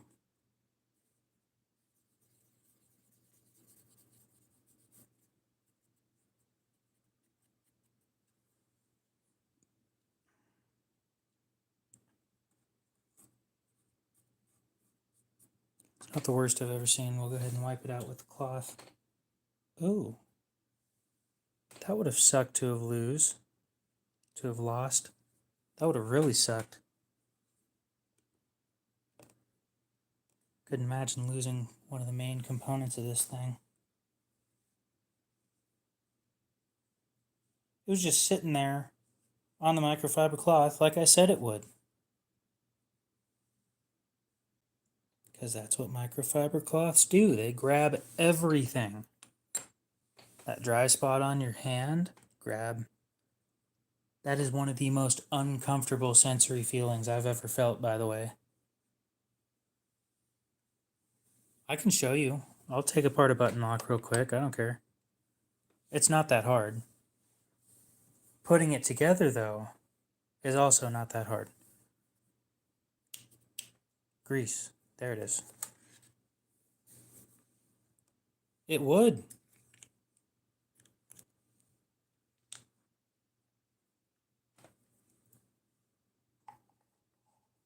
If that piece was gone, I'd need to get a spare washer. Where I'd get that? Probably my bin of spare washers. But what if I didn't have that? I don't have a bin of spare washers. I've got a pill bottle full. They're so I call them phosphor bronze. I'm not 100% sure what they're made out of, but everybody calls them that.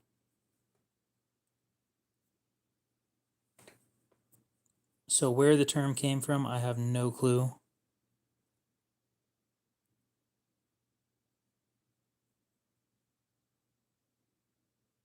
Okay. So that's fully packed. You don't need to pack it, just stick some in there. Okay, now we're going to stick the spring back in there. Okay, got a little bit of grease on me. Oh, I got grease on my white shirt. That sucks. Red grease too, that's not coming out. Oh well. Wipe off this. Put this back on right there. Okay.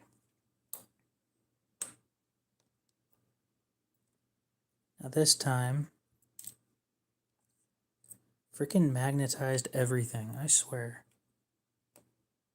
I hate it when the magnetized stuff happens.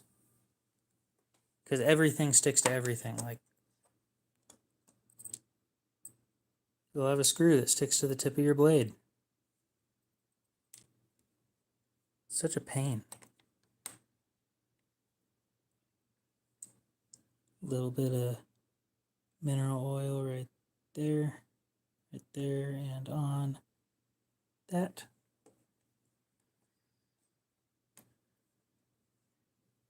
I have no clue what it's made out of, and I almost guarantee you it is not food safe. But this shouldn't get anywhere near your food, so not all that worried about it. Stop pin in. Okay. Don't forget that. I almost lost it. I don't need to forget it again. Okay. Stick the tip of the spring up here.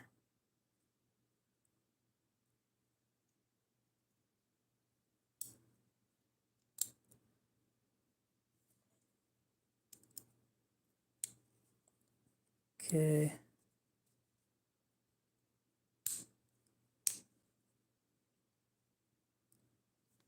Come on. This one's the biggest pain to put back together because these 3 screws in the back, this one's on this side, this one's on this side, and this one's on the opposite side, and it's just such a pain.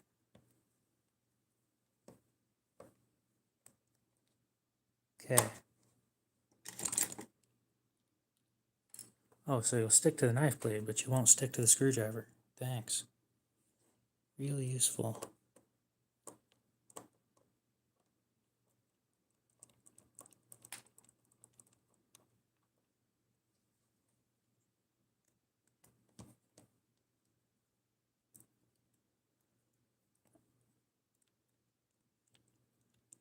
Okay.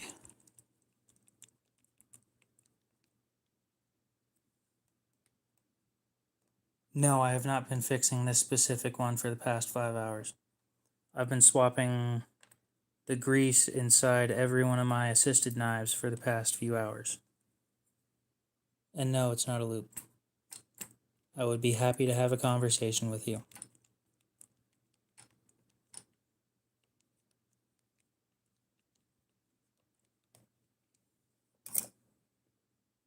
Yep, the beginning I was working on one of these ones. It's assisted, but it's not the same knife. Hi, hello. Gonna behave this time?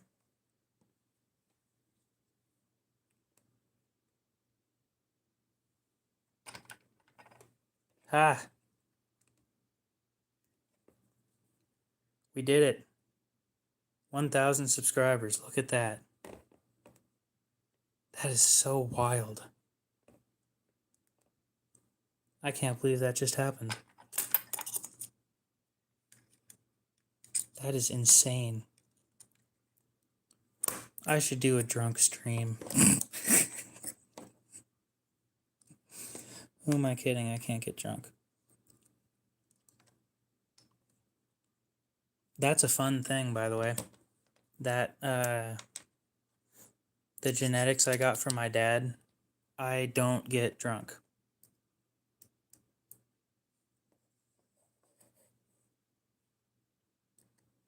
Well, cool. Congratulations on being subscriber number 1,000. Bet you were sitting there refreshing a bunch. I was too.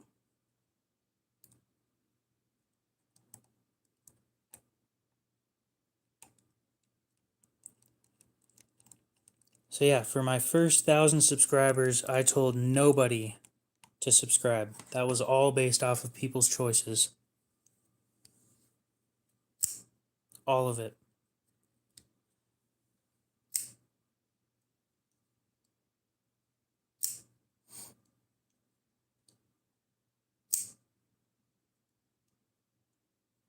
300 years? Dude, that's insane.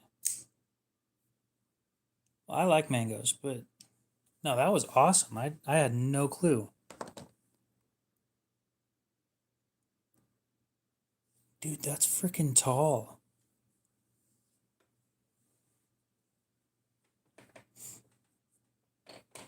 I mean, I don't like peaches. It's specifically the outside, the skin. I don't like it. I can't stand it. Oh, button lock.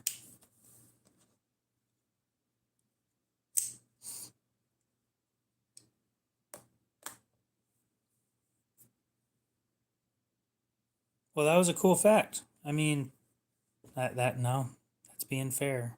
I'm not gonna I'm not gonna put him in timeout. It was I'm assuming that's what his whole thing is.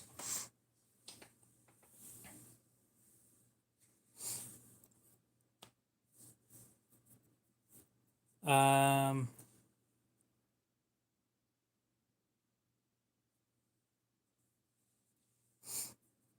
I'll answer the UK question in a sec. Hi, hello. I'm gonna be honest. It's because you keep on. How do I explain that without sounding like a d bag?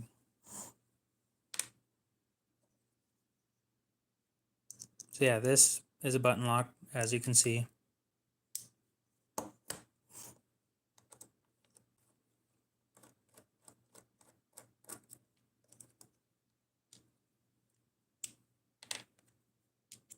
No, I'm trying to figure out how to say it without sounding like a d bag.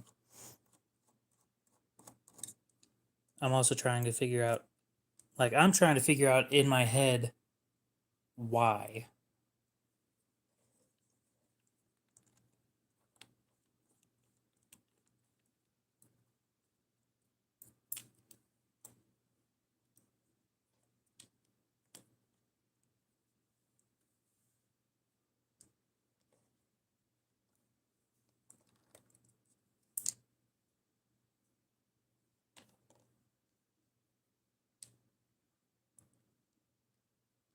I don't know how to explain it other than just saying it was kind of annoying.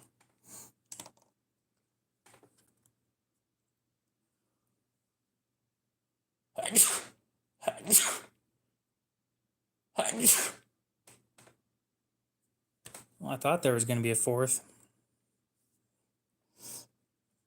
Is that true? If you eat mangoes before getting high, you get more high? Thank you.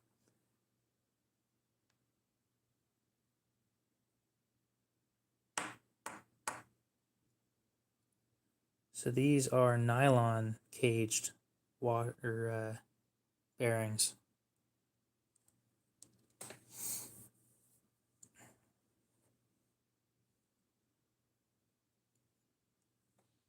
All right, Mango, let's start getting back on track.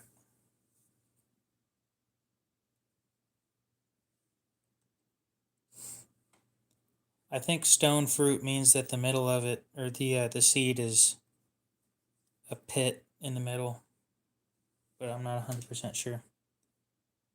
Thank you for the facts, though. I was more interested in that first one than the other ones. I didn't know they got that big. So yeah, this is a button lock. You hate it here? You're free to leave whenever you want. Ooh.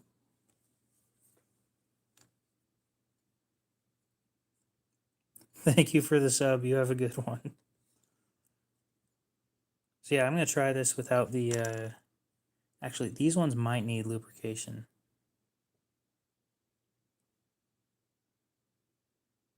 Because they don't have metal.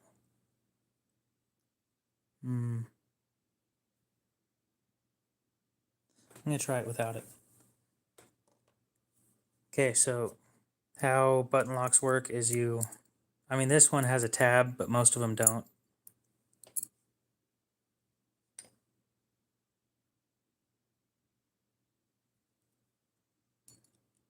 It's more so that it's smooth and not gummy.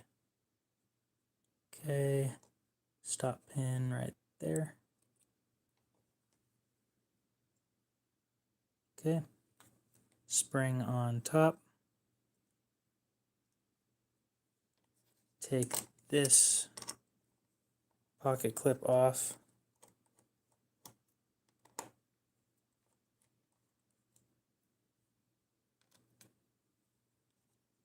So that we can get this. For the most part, yeah. No extra pin. It's really just a button and a spring. That's almost the entire difference between it and a regular flipper, a regular front flipper.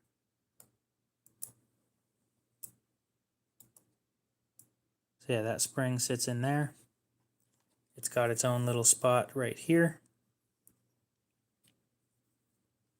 Possibly, I don't know. Then you line it up and just press it down. It would help if I had actually put, I don't know if any of you guys noticed, but that, you know, kind of important. The other washer or set of bearings. I love how nobody reminded me because everybody else was focused on what I was doing.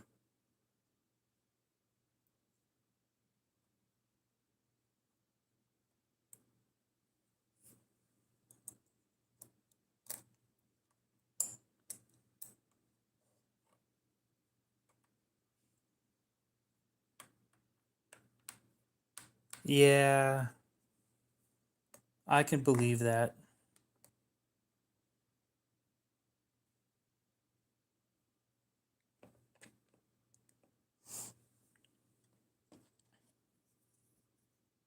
Put the spring back in.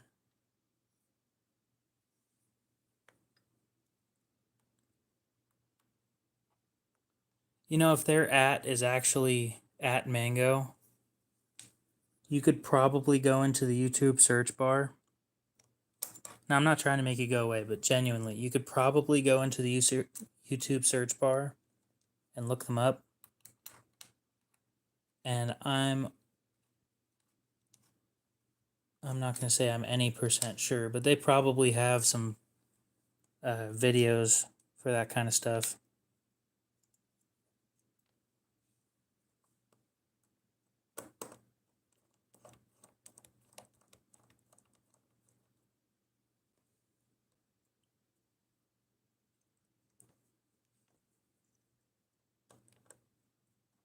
But yeah, button locks are super easy to put together.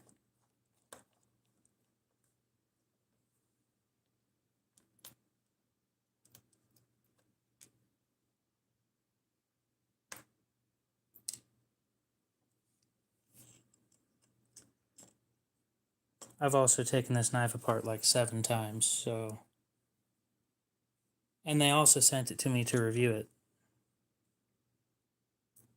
It came with instructions on how to put it together, because they make you put it together. I wish they had better materials. They use subpar steel for the for everything, because their main goal is they want them to look amazing forever. So the steel they use is stainless. But that's it. It's literally just stainless.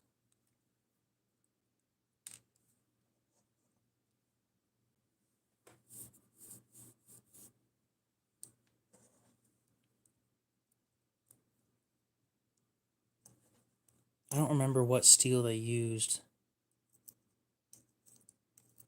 But I remember looking it up and it said like mostly used in making pots. And I'm like, are you kidding me? Imagine having a knife blade literally made out of pot metal. Genuine metal used to make pots.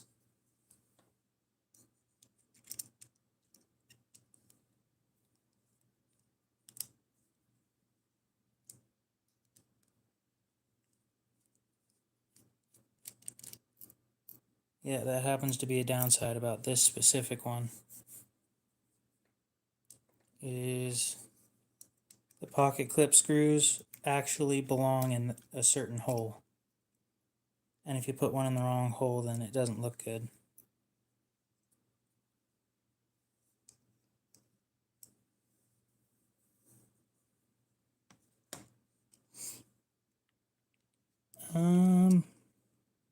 Still wouldn't buy it.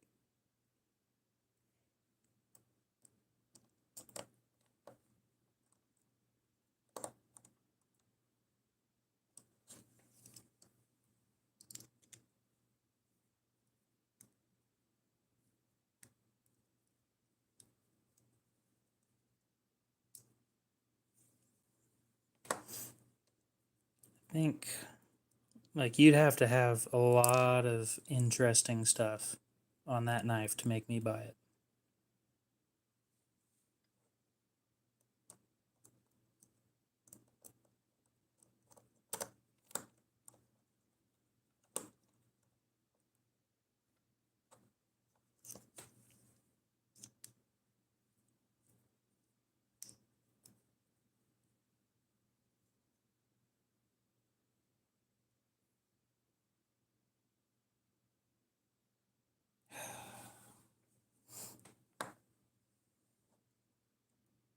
Nope. Never bought any blade or knives from Temu.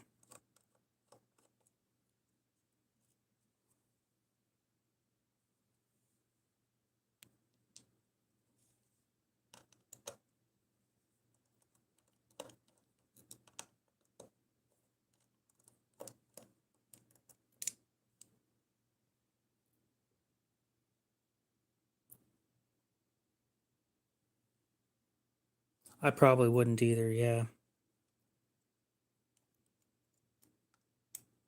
They're fake versions of real knives. And you're likely supporting a counterfeit knife operation.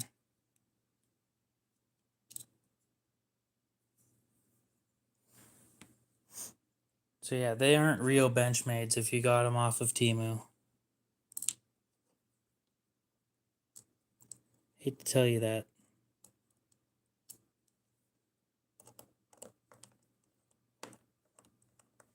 Yep, fake paperwork. They're getting good at making the fakes, though. No, there's no unless. Let's put it this way. How much did you pay for it, Ryan?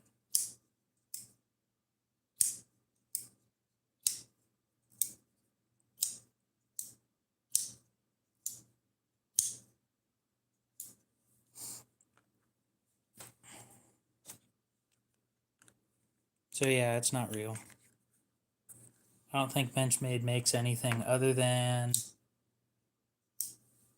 there's a fixed blade seat belt cutter that's like $39. If you like it, you like it. I mean, I'm not going to tell you to get rid of it. It's your knife. I'm also not saying that it's a great knife or a bad knife.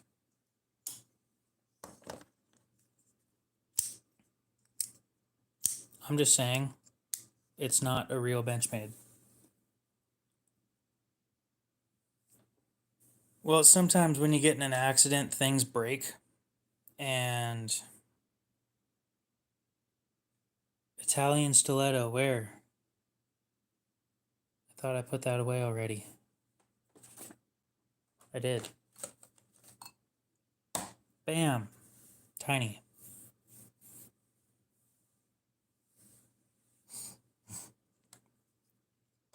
I'll put it this way.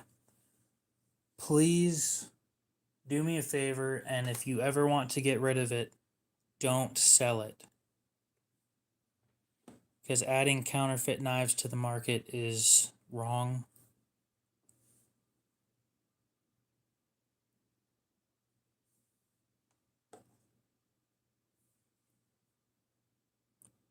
It's a choice. I mean, you could.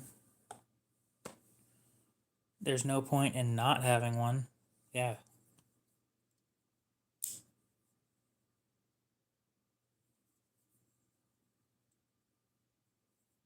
Okay, then sounds like we're all good. I do not have any butterfly knives or balisongs.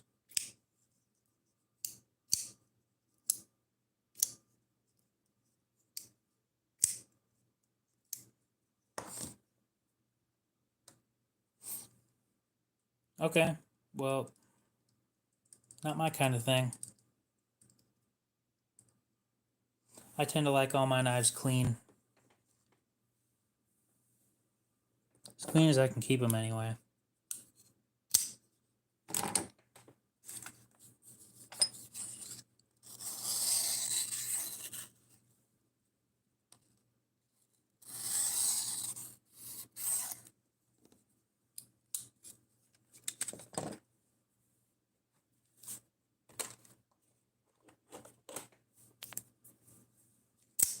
OTF.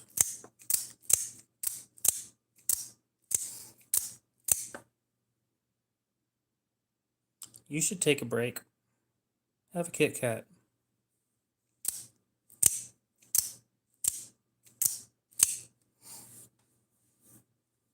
Yeah, I've got the tism. I'm special. I'd agree with that. Front flippers don't work great.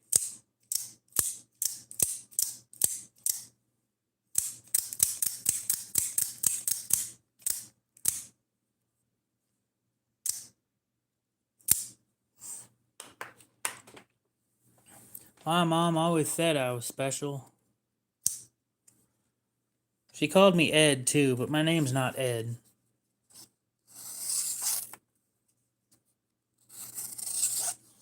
I think this is the only front flipper that I have that's never failed. It's small, which is unfortunate, but it's the only front flipper where I've never failed.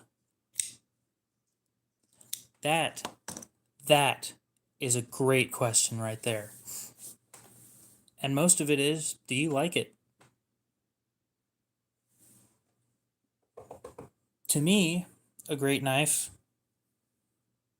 Yeah, I'll agree, but it sounds like you've got way bigger hands than I do. A great knife to me is somewhere between 3.5 inches in blade length. This one's sitting at like 2, but it's fun to play with. I don't take donations now. If that's what you meant by tips. Oh, yeah. Smell milk before you drink it. That's not a bad tip.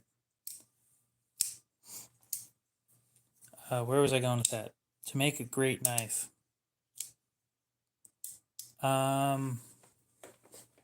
Your preferred blade steel.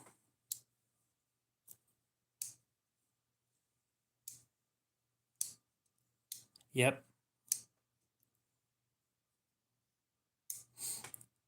Does it do everything that you need it to do without, getting in the way? Do you enjoy carrying it? Do you like looking at it?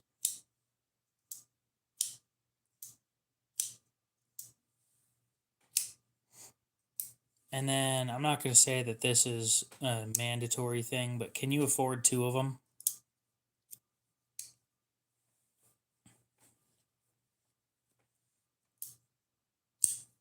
I have a lot of sharp knives.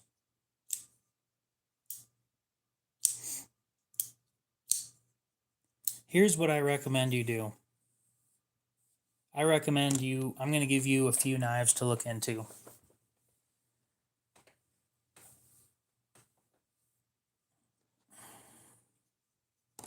Like, give me just a sec. I'll show you the knife I was talking about in a sec. There we go. Oh, yeah. No, I don't have one like that. I have one like this, though. Anyway. You can make a knife sharp, but I can already tell the reasons you're talking about. Where were we going with this? You just started collecting knives, so I want you to look into a few different knives. One of them being the QSP Penguin.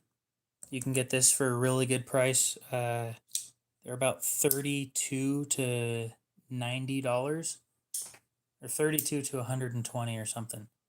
But the $32 ones are good enough. There's no point in going further than that.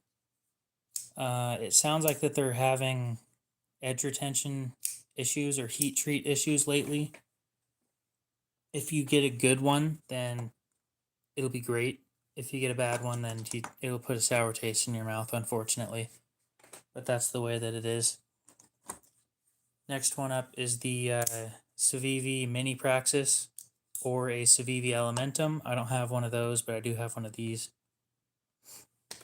It's a great start. Look into a company called Rough Rider Knives. They make Civivi, Civivi.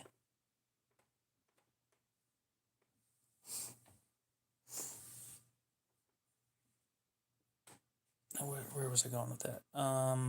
Rough Rider Knives makes traditionals that are quite nicely priced, and I recommend everybody at least have one traditional to get used to it and see if you like it or not. It might be your thing, it might not. And most of their knives are under $50. What other knives do I recommend everybody look at?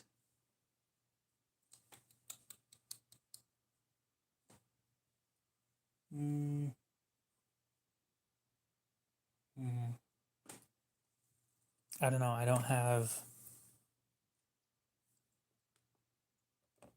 Let me see if I can log in. A small fixed blade, yeah.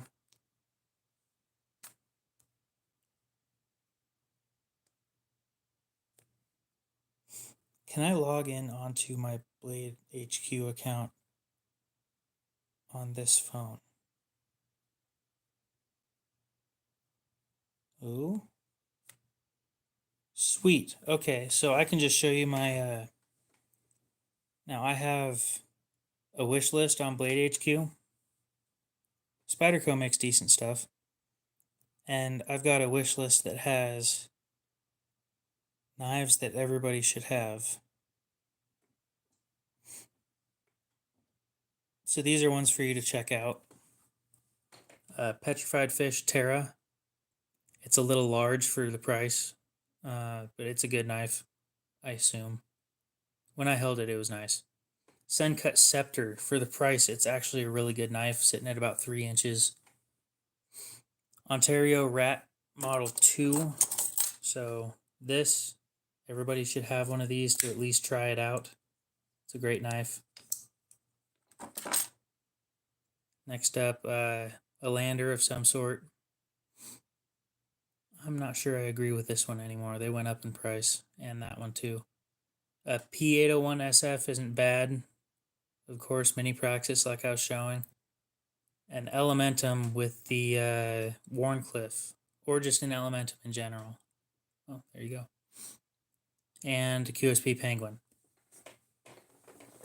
Rough Rider, I'll show you what they do.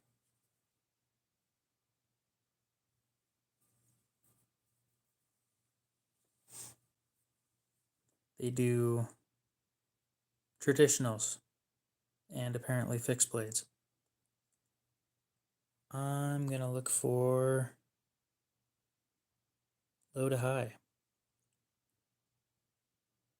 And they make a lot of solid choices for traditional knives.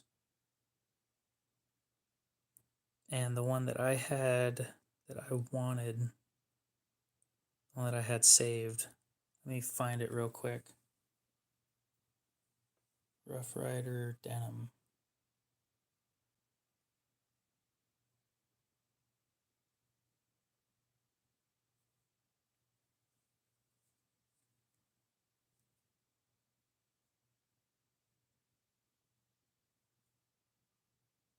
I guess it doesn't show up.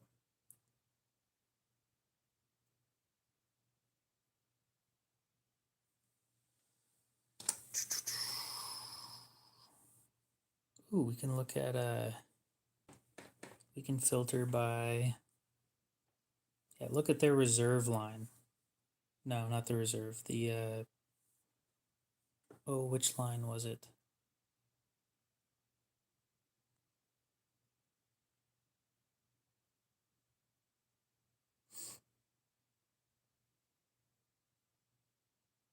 Finish engraving opener. Handle material. Micarta. Forged carbon looks good, but something to keep in mind is if you're ever cutting food or something. There we go. One of these. That's a big knife though. It's bigger than it looks by far. Black micarta, cotton sampler, muskrat, copperhead. That's that right there. This should be somebody's first, if it'll focus on it. If you're going to get a traditional, this is probably where I would start. It's got carbon steel. Overall, just a solid knife right there for 15 bucks. Hard to beat.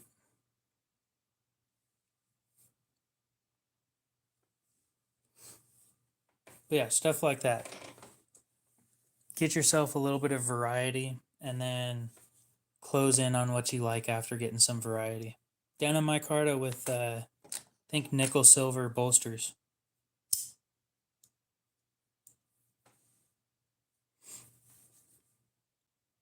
They do really good stuff for their prices.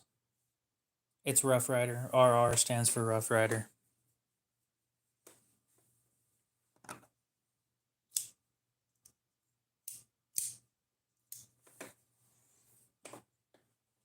I do think everybody should try out a trapper. I completely agree with that.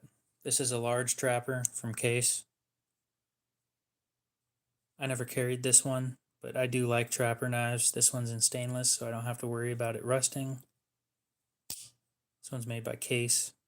Case makes some higher end. Scratch that. More expensive knives. I can't call them higher end anymore. I've been disappointed with their quality lately. Well, I was disappointed with their quality last year. Let's put it that way. I'm not sure if they've changed.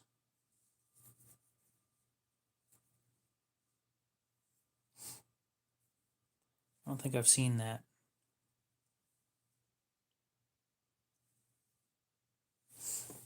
Is there anything else I have that I can clean while we're here? It's almost 3 a.m. But I don't want to close the stream because there's so many people here. I can't believe I hit 1,000 subs tonight. This morning. That's so wild.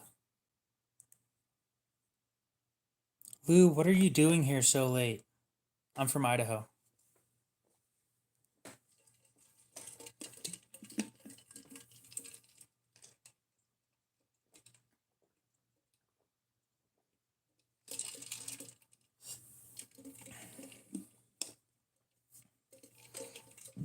Oh, that was wild, dude.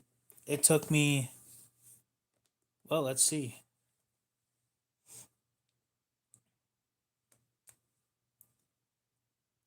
January 15th, 2023 to today.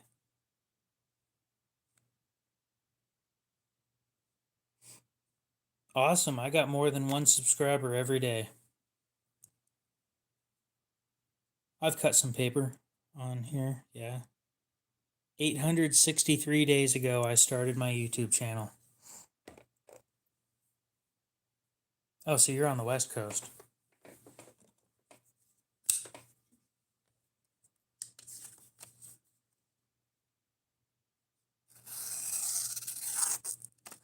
It's marbled carbon fiber with G10. The blue is G10.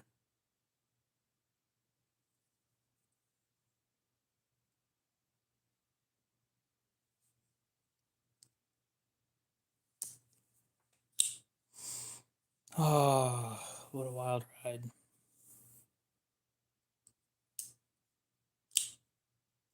Yeah, I closed the stream earlier, and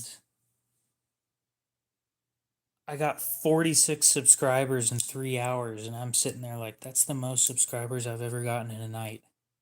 Other than when I did the Walmart Ozark Trail knife. That was wild. That knife alone got me like 200 subscribers. It was insane when that thing came out.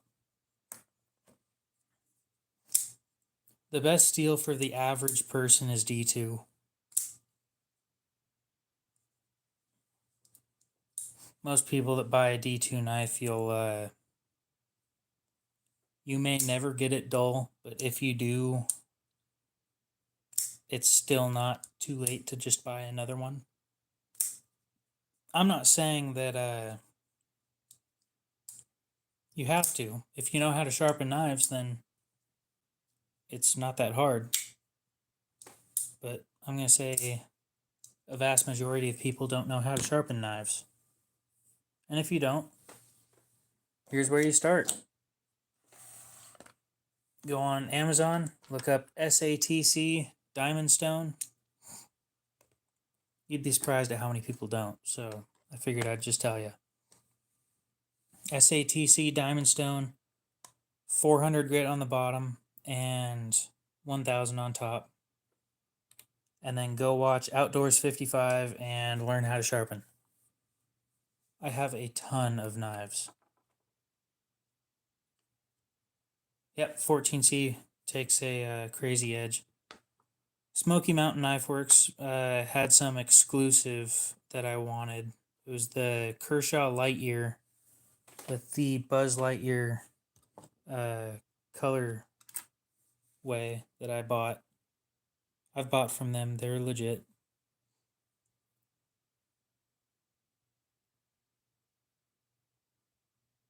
I can't imagine trying... Dude, I was the second person to have a video up on that knife. And the only person to beat me... No, wait.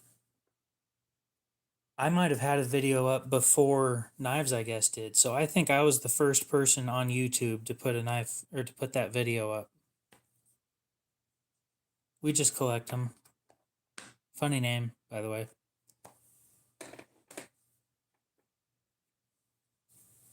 Wouldn't surprise me.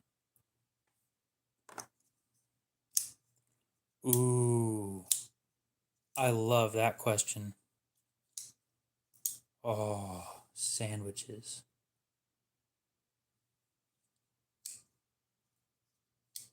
Sausage, egg, and cheese with a little bit of mayo on it is pretty good. A turkey sandwich with... there's a lot of sandwiches that are really good. Never been arrested, personally.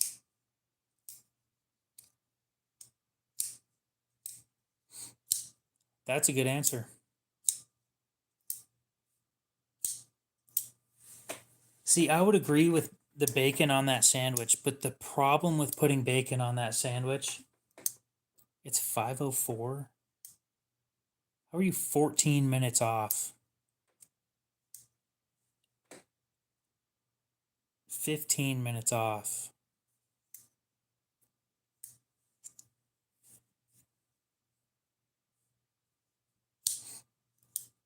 That's weird. Anyway, actually, there are some time zones that are off kilter like that.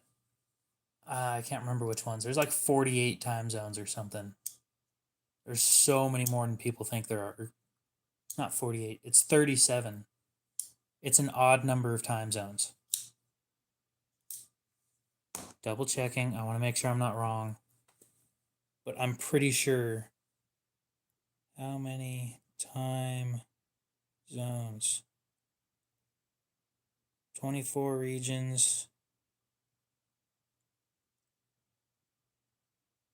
with 37 time zones. Yep. Yeah, so I wasn't wrong. Where was I going with this? The reason why you can't put bacon on that sandwich is because when you take a bite and you get the bacon just gets pulled out with the rest of the bite, and then all the bacon comes out in the first bite, and it ruins the rest of the sandwich. That's why I chose sausage, because sausage doesn't get pulled out with the rest of the first bite. It's the peak choice for a sandwich. Now, if you do bacon bits, or you chop up bacon and put it on the sandwich, that makes sense. But whole slices of bacon, it doesn't work. Yes, lots of knives. Knife. Knife. Knife. Knife. Knife. Knife. Knife. Knife. Knife. Knife. Knife. Knife. Knife. Knife.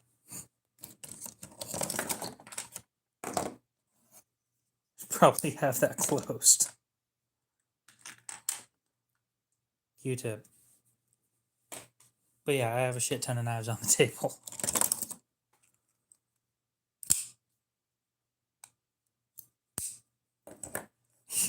I am such a knife guy.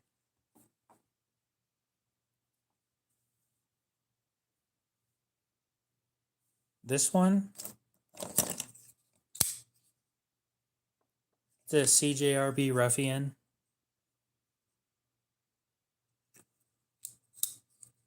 I'm scared of using this one because I'm scared I'm going to break the tip off of it, which is why it's never been used. This one.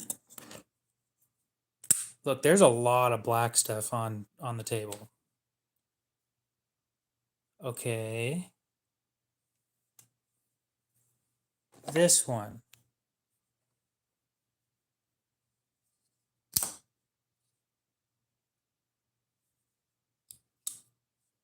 That one.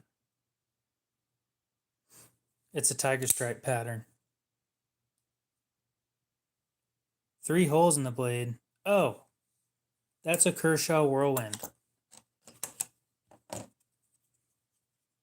It's discontinued. This one's up for sale, actually, if you want it. It's a little pricey though.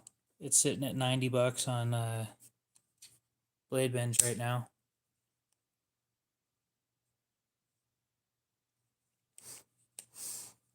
Levi, how you doing?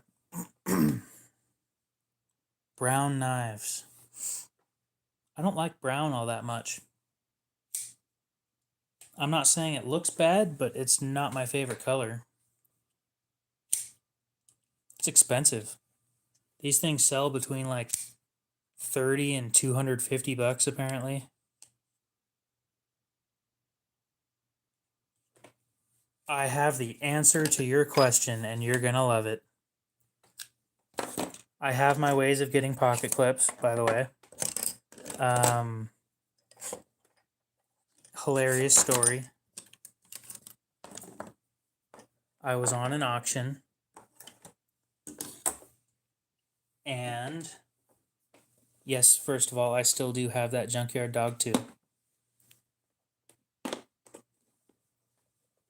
Anyway, I ended up buying a second one that came with a pocket clip.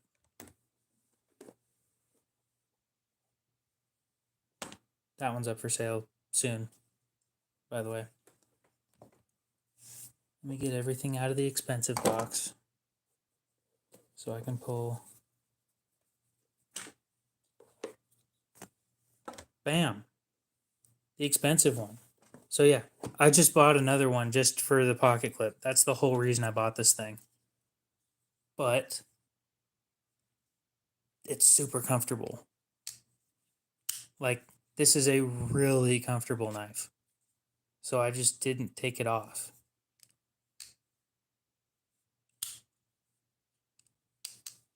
So yeah, now I got 2 of them. This one's in titanium though. This one's still way more rare than this one is.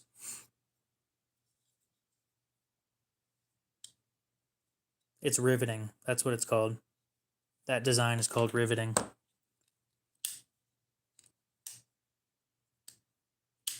I think it's supposed to look like an old jet. I don't know if they use rivets in jets anymore. But yeah, if you go on, actually, I'll show you guys here in just a sec. Let me put this stuff away. But yeah, there's the answer to your question. I did, in fact, get a pocket clip by getting a whole nother knife. Well, it's nice to have two people watching. I appreciate that. That goes there.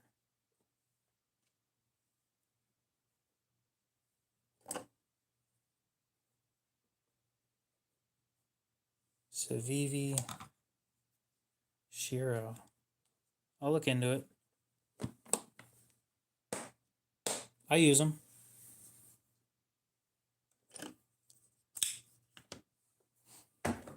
I carry a knife with me every day. Except on that cruise that I went on. I did not carry a knife the whole time, and I felt naked. Because I fidget with my knives all the time. It was so weird having nothing in my pocket.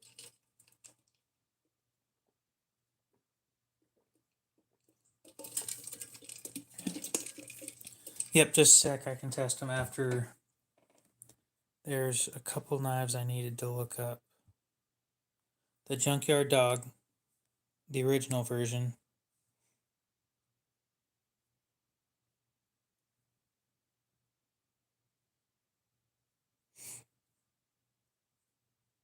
Kershaw.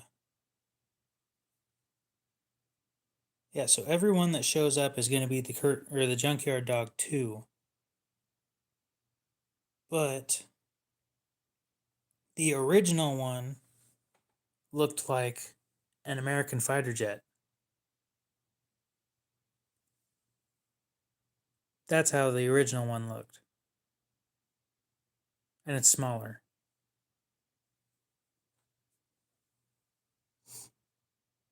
Why wouldn't people like your knife?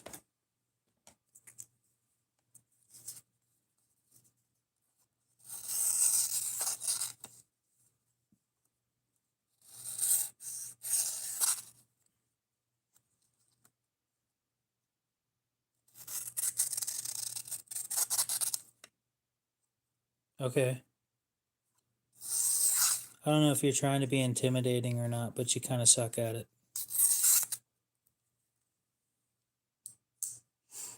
Let's get a really sharp knife.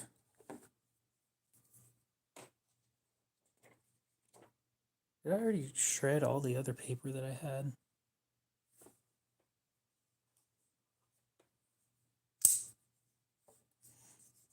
No, this is printer paper.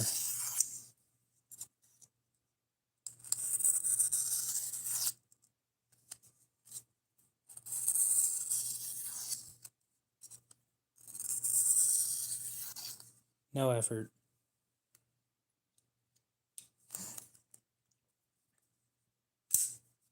Oh, my feelings. I didn't impress this one dude on the internet. Oh no.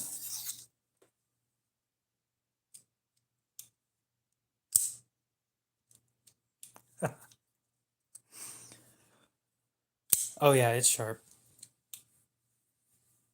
I had a good time sharpening that one. It took a while though. It was a bit of a pain.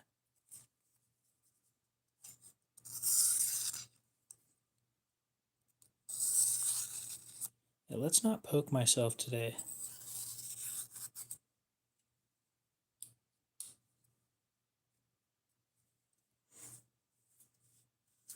I mean, last time I checked, people come to me for advice on knives, so. A switch plate? I don't know what a switch plate is.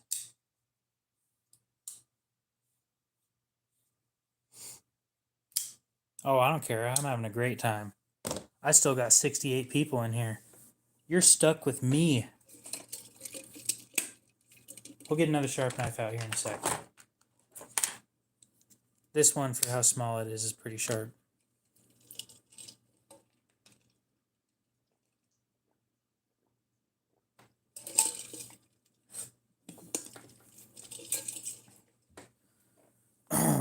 really thirsty tonight.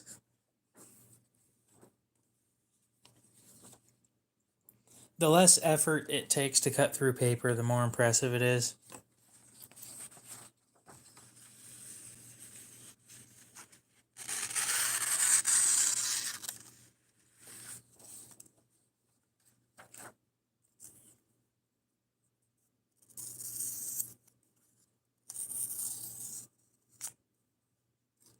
I'll admit I'm pressing with my pinky back here a little bit just to keep it in line.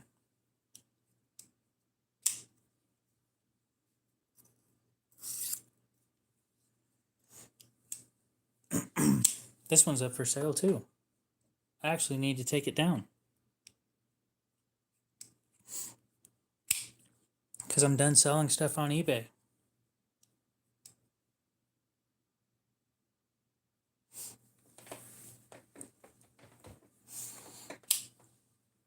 The stone, or well, the diamond plate I started with was this one, and I was stuck with this one for like the first 2 years of doing YouTube. And I never showed anybody sharpening or anything because I kind of sucked at it. And the more I got into it, yeah, when it can cut a paper towel with no resistance, it is scary sharp. That is true. Especially if you can fold the paper towel and just slide it down using gravity to cut it. That's terrifying. So let's go get a paper towel.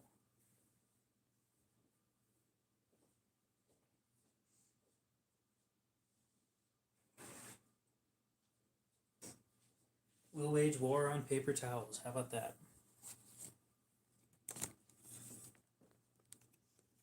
Got 91 people in here. Damn.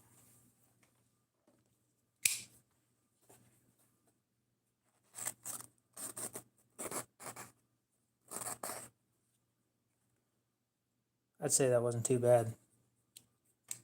Could use a stropping. Those teeth aren't aligned very well. Is this not factory?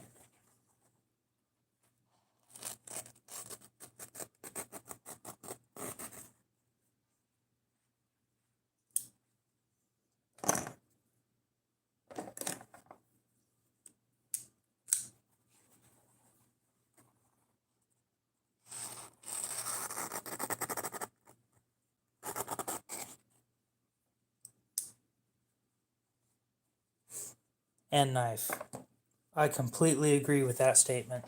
This one's a factory edge. This thing's freaking sharp too. Oh, not that sharp though. It feels really sharp.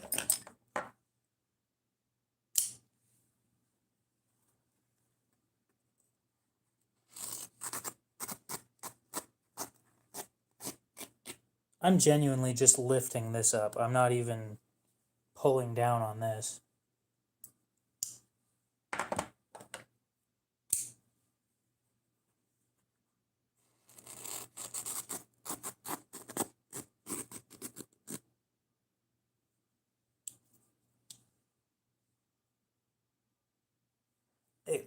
They could all be sharper, but they're not bad. Oh, that's one we're working on. This is 3D printed. So a knife company called Jin Knives, they make this one and a few other nicer knives too. This one won most fidget-friendly knife of the year for 2024 on my channel. And the way I quantified that was I almost got kicked out of my house for annoying the shit out of everybody else in it. And that's never happened before. So, impressive. Sit there.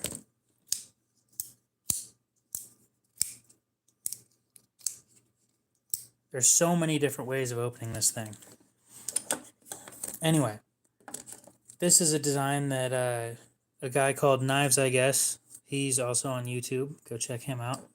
And I'll look it up in a sec. I I completely forgot. Again, are working on. It'll be a liner lock. It'll be thicker than this too. It's about half as thick as it's going to be when it's done. Because the liners on this were just way too small. It'll be in 9CR blade steel with G10 scales and a liner lock. You'll also be putting it together yourself. So yeah. Now the Civivi what now?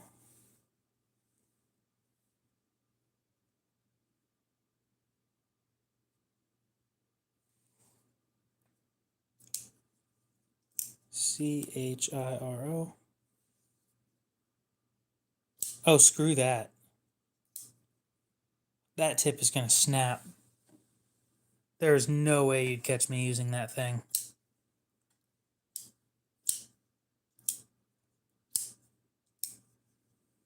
Oh, I'm excited for the finished product. Look at how thin. Thanks, Google Translate. Popping in the way. Look at how thin that comes down to. That's tiny. That's why none of my designs look like that. I wouldn't use it. I mean, look, I know what this wedge is here for. It's to add thickness to the tip, but anybody that tries prying or anything with it, instantly just snap. This one? Yeah.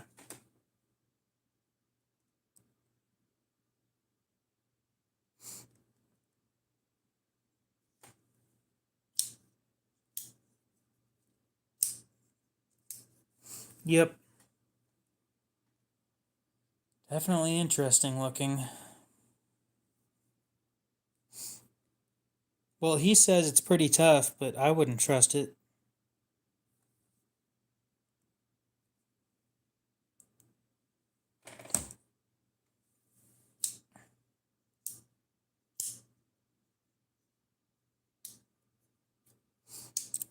It's carbon fiber on top of G10. So the top layer is carbon fiber, and underneath is this stuff. It's fiberglass underneath.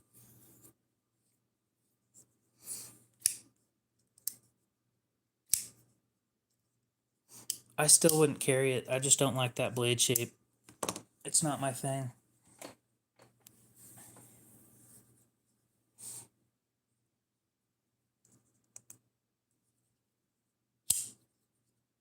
It would definitely depend on the steel. Yep. Civivi's Damascus has a 10CR core, and the darker steel is 9CR.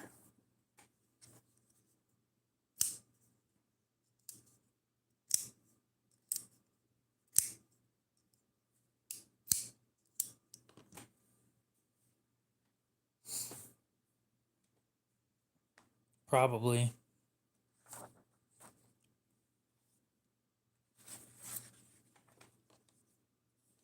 What's my... Okay, I'm trying to think of what my sharpest knife would be. I'm going to try and just cut paper without... Just with the weight of the blade. That's it.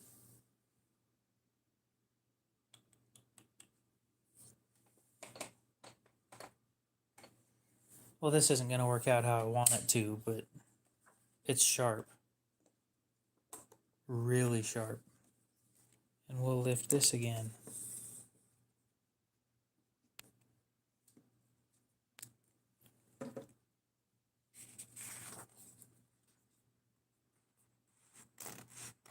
Yeah, that's not going to work. It is sharp, though.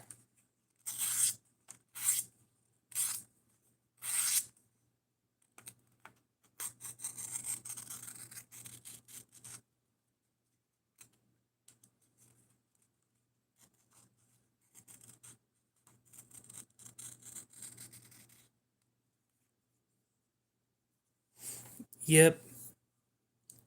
Baby banter.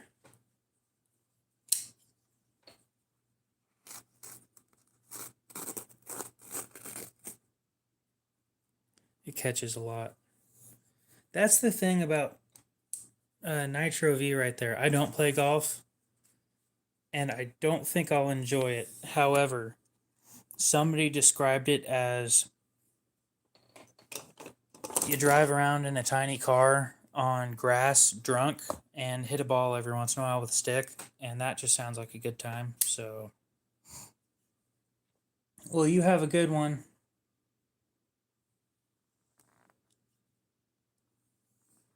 Sleep well over there. I don't know what it is about Nitro V, but it dulls without doing anything. It'll sit there in a box for a few weeks and then you come back and it's dull. How you pull that off, I have no clue.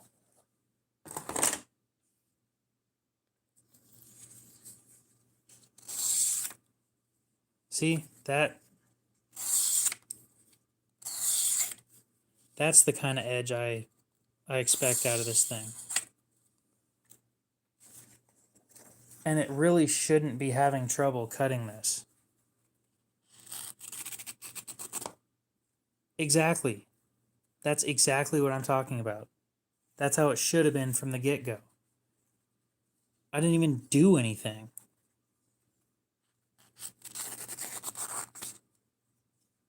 That was the cleanest cut that I've gotten tonight. But it dulls by itself without doing anything. That's why when people say, what do you think about Nitro V? I say it's soft.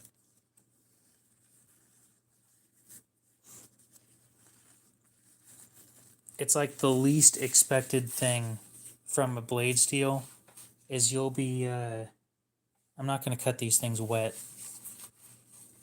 That just doesn't sound, that sounds messy.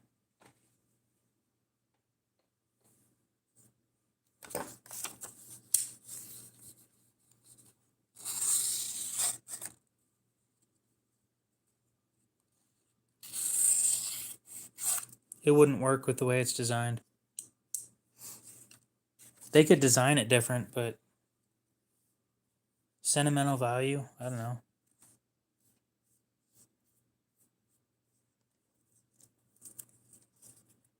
Unique parts. Or unique materials, not unique parts.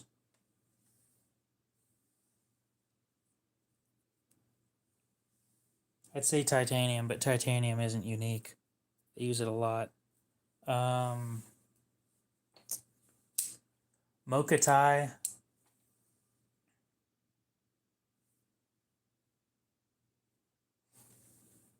It could be. Like this. This thing's expensive. It's special too. There's only like 600 of these. I'm not pulling it out, but you can look it up. Or I can look it up. Damascus, mocha tie, zirconia. I consider specialty materials to make things special.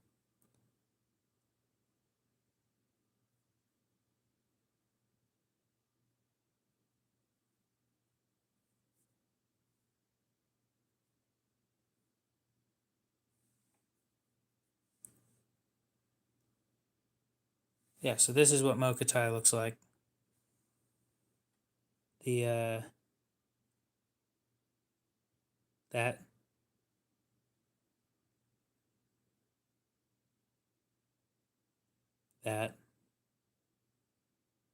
you can't see it very well, but there's a lot of purple in there.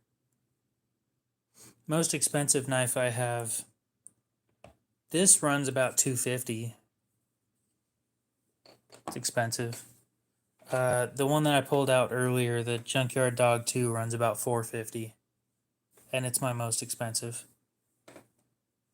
It's my most expensive by about $150.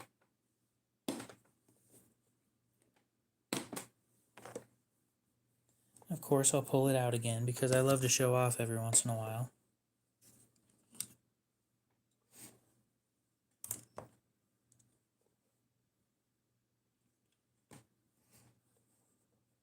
No. Nope. The mystery steel was for my next design. So yeah, this one goes for about $450.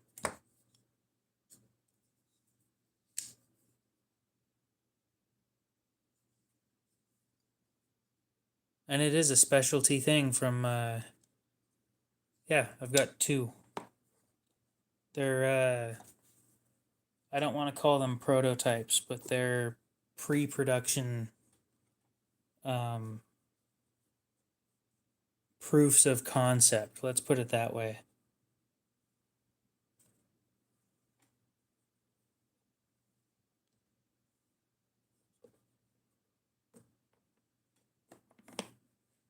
Well, you're not that far into the hobby yet. I'm already planning on my next purchase being like 700 almost. I'm selling a lot of stuff. Yeah, I don't have a metal 3D printer. It's just plastic.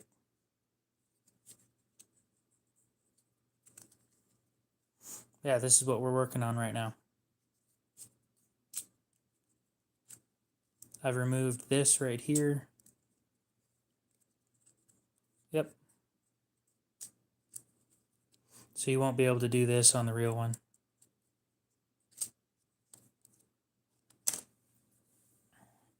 If you want to look into some really cool metal, I'm not going to call it machinery, but look into, do you know what MIM is?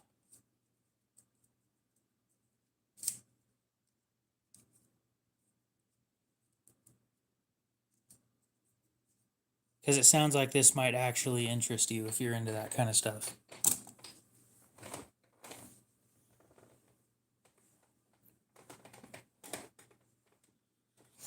Okay, so MIM, if I'm not mistaken, is metal injection molding. Let me double check because I want to make 100% sure I'm not wrong here.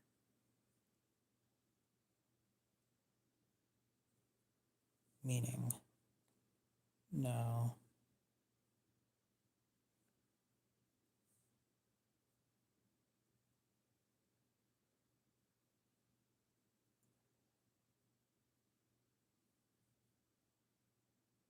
Yeah, so metal injection molding. I was right. So this stuff is really cool where they force molten metal into a. Well, that's great. That's a great way to start a hobby. It's like cast parts, but they force metal into a mold at really high pressure, molten metal at really high pressure, and I think it's stronger than cast, but not quite as strong as forging. So this'll, if that's interesting to you, okay. It's cool. If you look into it, it takes a lot of really heavy machinery to make it work. So Magpul, the company that makes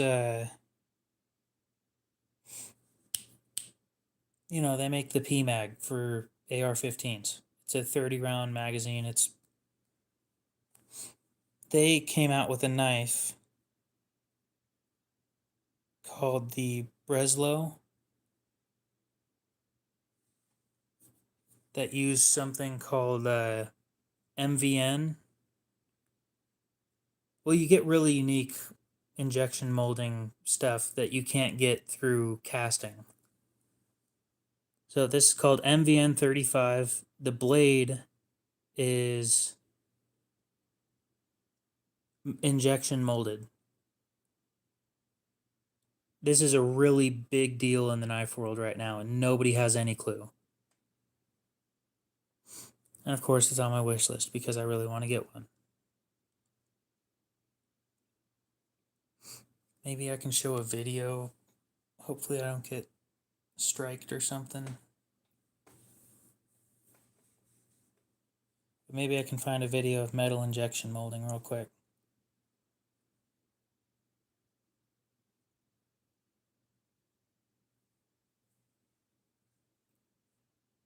Just a short.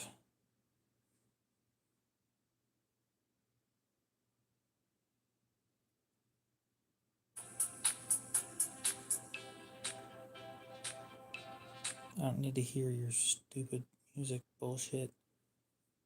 Okay, so yeah. So here's what they do, right? They take powder and they press it into a shape, and then I think they sinter it after that. Yeah. So you take powdered steel, which is how S35 VN starts anyway, as a powder, and then they press it into the shape of the blade, and then sinter it into the finished product. If I'm not mistaken, it might be molten when they force it in, but either way, it works pretty similarly. How are you doing, Desert Driven? I should strop this and see if I can get it sharper.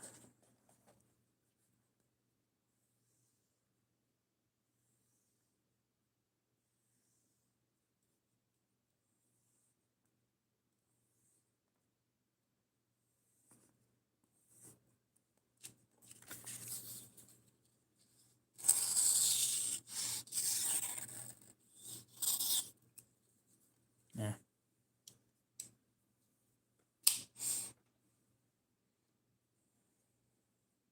Yeah, it's the exact same thing with metal. So it takes way more pressure and way hotter temperatures. You have a good one, Willie. I appreciate you sticking around for most of this. I know it's probably been pretty boring for the most part, but I do appreciate it. Definitely wild that we hit that goal. Can't wait to hit the next one. The giveaway is going to take a while for me to set up, so be prepared for that. It'll be a bit. I still need to get one of the knives that's being given away. It's QSP Parrot. We'll be doing custom stuff with that. So I'm talking to Jimmy Crow to have the scales dyed. I want them dyed purple. And then I'm talking to a company called Idaho Knife Company or something like that does laser etching. And hopefully they'll laser etch the blade with a big KO across the whole side of it. Should be a pretty cool giveaway knife. And that'll be a one-off thing. I don't think I'll ever do that again. It'll be a little pricey though, but it's all worth it. I hit 1,000. There's also going to be this watch, of course. Oh no, a water bottle. This watch, like I've been talking about for a while, is going to be given away as well. This is all to one person, by the way. And then, what was the last thing? A silver dime. Because every giveaway, we give away a little bit of silver. Anyway, appreciate you sticking around, man. You have a great rest of your night and sleep well. Yes, my long form videos are all in one take. Yeah. I don't do much editing.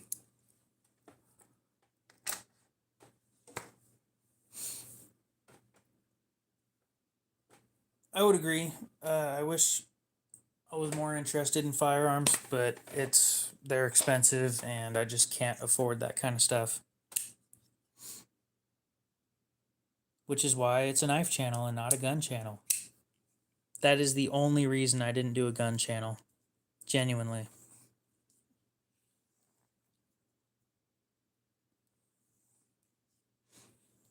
The only editing video that I've actually done was Benchmade pissed me off and made everything like 20%. No, it was less than that. They made every knife on their lineup $20 more expensive than it used to be on January 1st. And then they dropped a new knife. And that new knife is $500.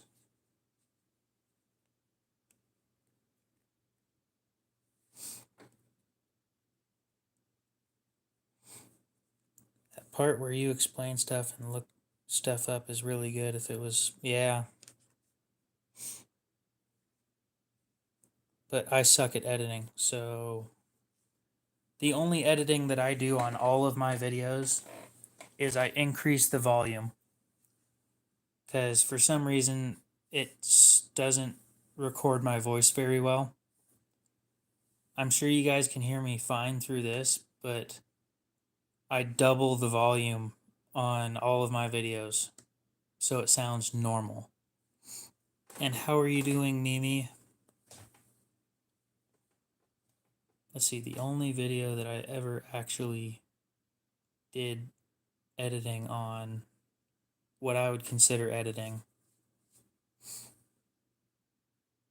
is this one. It says Benchmade is all overpriced. And it's true. Everything on their lineup is overpriced now. After they brought it up by 20 bucks, none of it's worth buying anymore. It's just all disappointments every single time.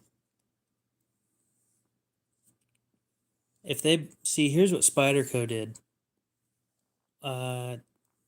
January 1st, 2024, they brought their whole lineup up by 5%. So 5% on the Para 3 was $10, roughly. The Dragonfly 2 went up by 5.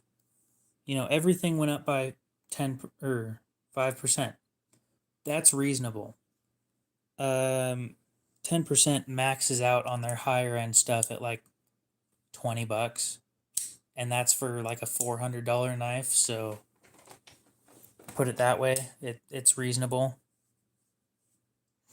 Oh no, it doesn't. Trust me, it has nowhere near as much as my most viewed video. My most viewed video has 7,000 views.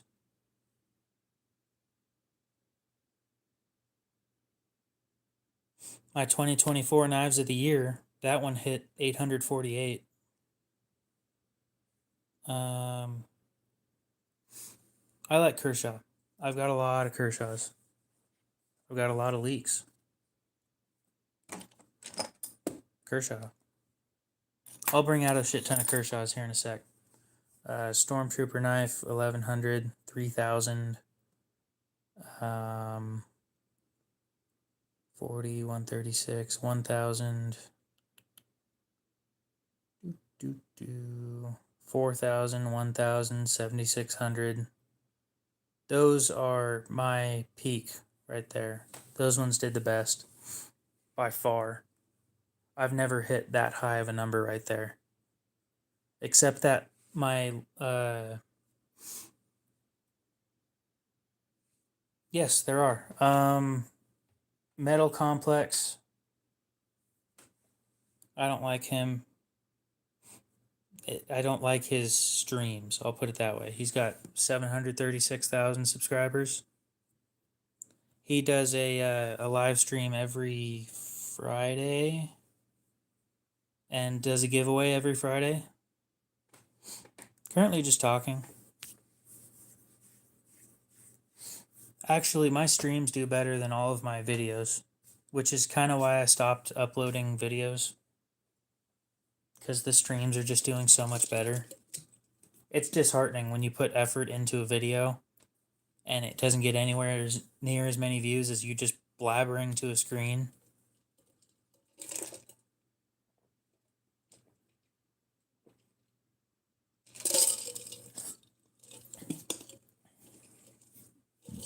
Appreciate the subscription and the like.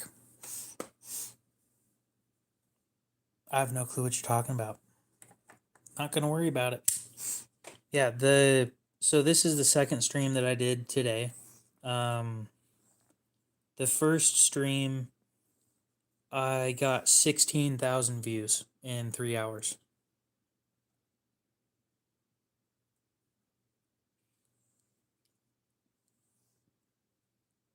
Yes. Yep.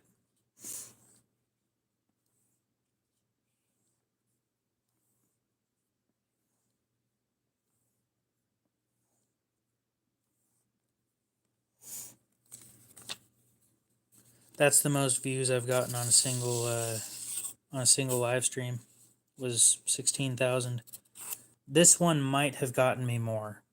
I'm not 100% sure. I was sitting there at like 130 viewers for a while. Yep. What matters most is how many people stick around and how long they stick around for. My average view time is sitting at around 40 seconds. So people sit here and watch for about 40 seconds before they scroll to the next one, which I don't have a problem with. I mean, obviously, what I was doing at the time wasn't that interesting. That's how it is. That's why I try and keep my hands busy as often as possible in these streams, because people find what I'm doing interesting when I'm moving my hands.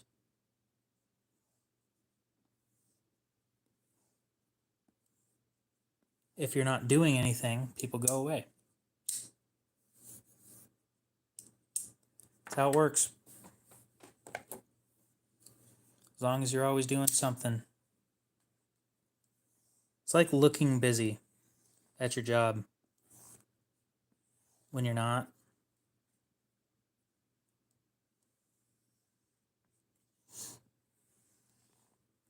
I can agree with that to a point.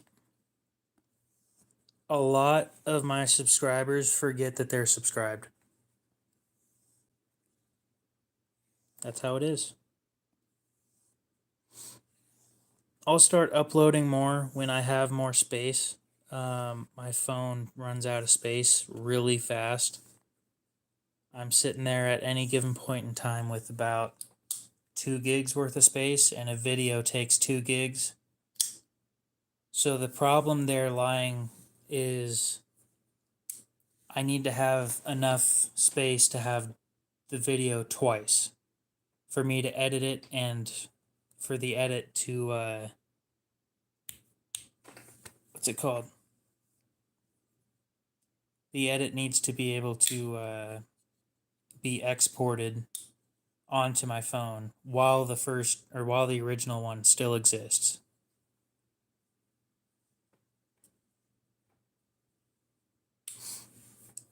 Yeah, that's how people find me. A lot of people find me through the live streams. I would hazard a guess that like 40% of the people that found me are from the live streams. At this point, probably more. Nope, I've got a phone. All of this is done off my phone. All the editing, phone.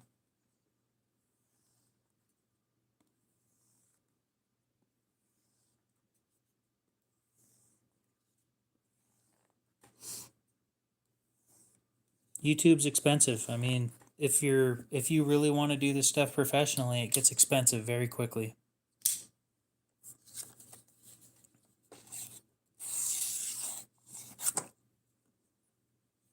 Yes, I'm still awake.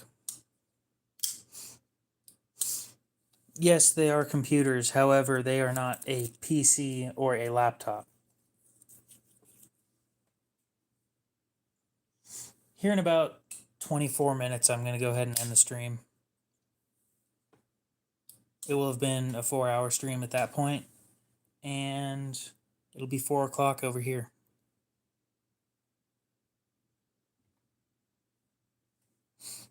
Oh yeah, it's a pain in the ass. Especially like my phone has 64 gigs, and half of that is taken up from system bullshit that it comes with. So sure, I put some effort in, but I'm not going to spend more than an hour editing any videos. especially with the views that I get. I don't find it being worth it because, yep, 4 a.m.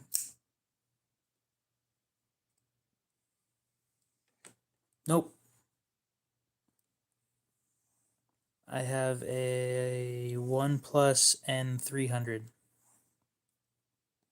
It was the free phone from T-Mobile when I traded in. I'm doing this as cheap as I can. And I've been doing it like that for years. I actually just started editing this year. You'll notice some of my older videos are quiet.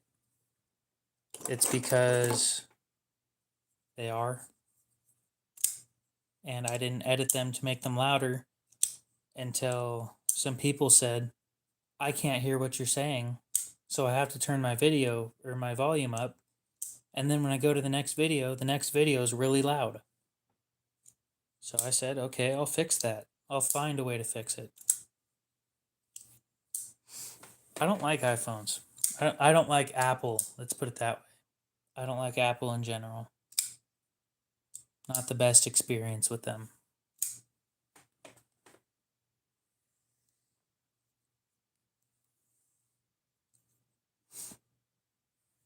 Well, I just hit 1,000. I mean, most of maybe you don't know this yet. Here's how monetization starts. I'll show you because most people don't get to see this unless they actually start uploading and stuff. To earn money,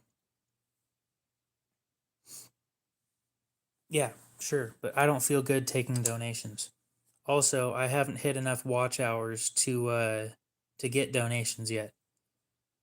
So the eligibility is based on you need 500 subscribers minimum and 3,000 public watch hours in the last 365 days or 3 million views on your shorts, which I have done nowhere near that. But I'm closing in on the public watch hours. So we're getting closer on there. Now that I hit 1,000, all I need is 4,000 public watch hours and I'll start earning AdSense, which is great. I'd much rather do that, but I feel bad taking people's money and they get nothing out of it. It is a lot of watch hours. It's more than people think it is. And being such a small creator and not getting the kind of attention because I suck at keeping people's attention. It's just something I'm not great at.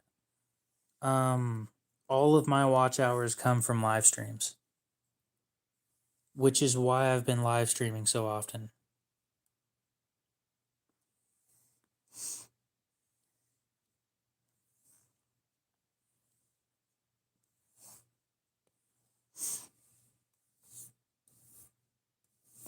Um, 865 days. 864 or 865. I still feel bad doing it.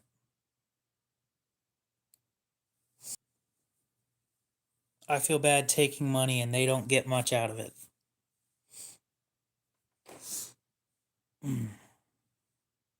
Oh, by the way, when you donate to somebody, it takes like 2 months for it to show up. So that's fun. Yeah, it's closing on 3 years.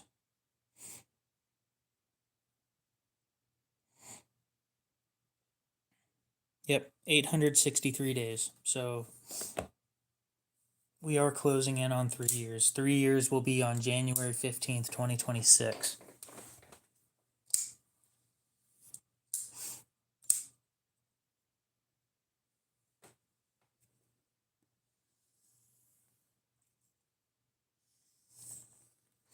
Two months what? How long are you saying that's how long you've been on YouTube?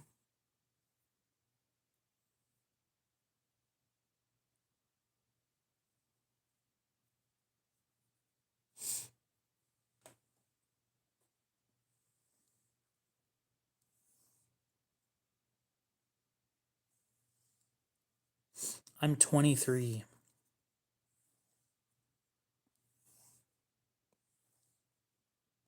I've been doing YouTube since I was 15, just not on this channel.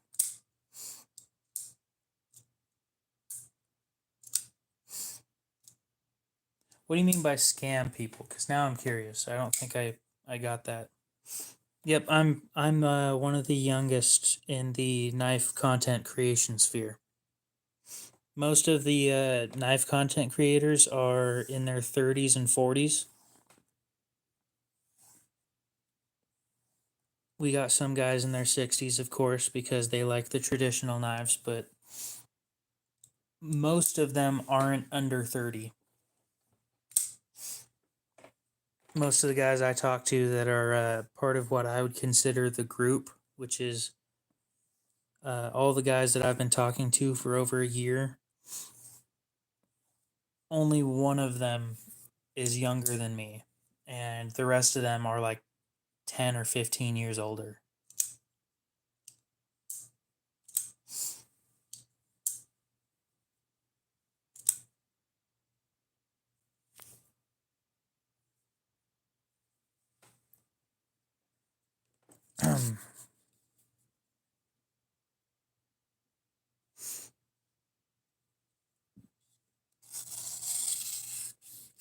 That's how business works. That's how all business works. You want to pay as late as possible and take money as quick as possible. Okay? The reason why you want to pay as late as possible is you can use that money towards other things until you're forced to pay it back. I think YouTube takes like 30%. It's not that bad. eBay takes, when you're selling stuff, eBay takes 13. Blade Binge takes 7. I mean, it is definitely sharp, yes. Wish he was in better condition.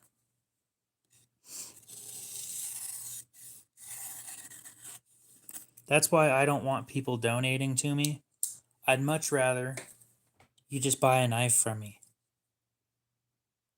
If you want to support the channel, buy a knife. I mean, I understand that they're a little pricey sometimes. Probably.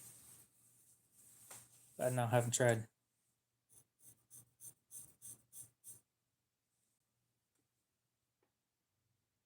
Yes, I can. I've got a bald spot on my wrist now. Bald spot on my wrist now. How much does Twitch take?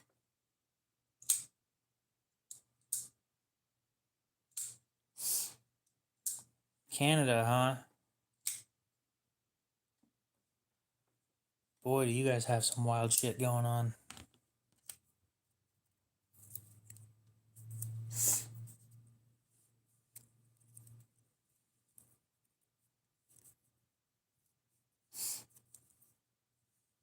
Yep, I don't recommend shaving with a chainsaw, by the way. Pro tip. Highly recommend against it. That's wild. Profitable, though. It is very profitable. Yeah, I'd much rather somebody just buy a knife from me. Because that way they get something out of it. It supports the channel, and the people that take a cut don't take a huge cut. A 7% cut, not bad. 20, let's see, what do they take? 30%? That's not great.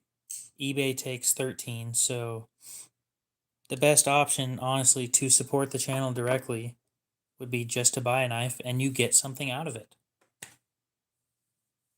That's why I don't like the thought of donations, is because they don't get anything out of it. The downside is that means that you don't get to donate $2 when you feel like it, or like $1 when you feel like it. It's a one-time payment of like 30. And sometimes people don't want to donate that much. Kirsten, what's up? I think that's how you pronounce that.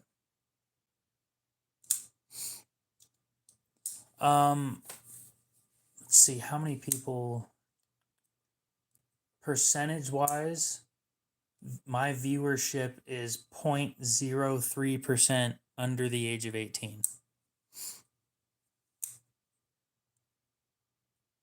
Oh, the Twitch thing? Yeah.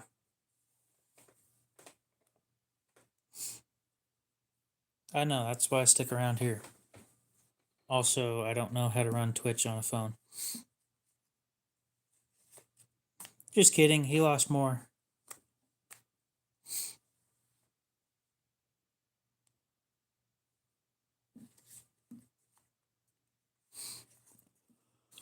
Oh, you're all good. I'm tired. I'm not going to be laughing tonight. I'm just tired.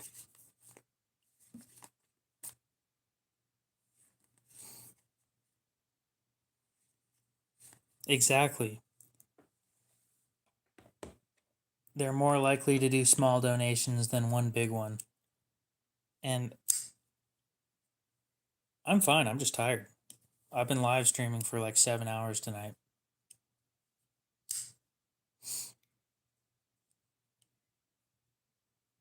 And it's almost 4 in the morning.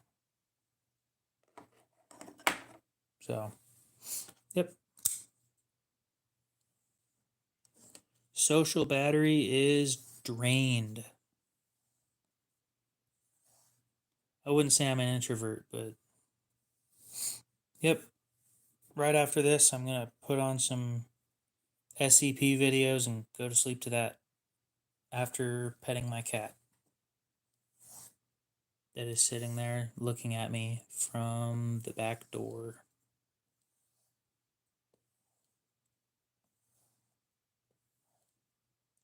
She's an outside cat, so don't be thinking I'm terrible. She literally lives in the garage.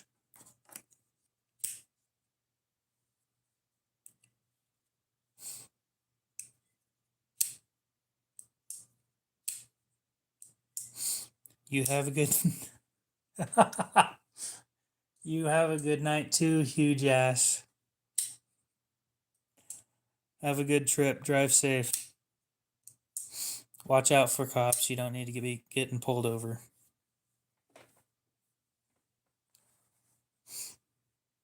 Now, here's the other question. Are you just now waking up or are you about to go to sleep?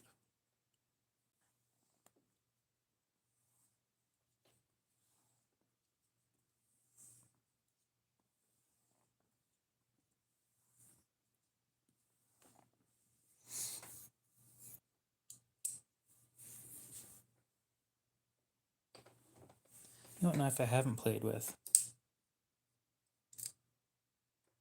Damn.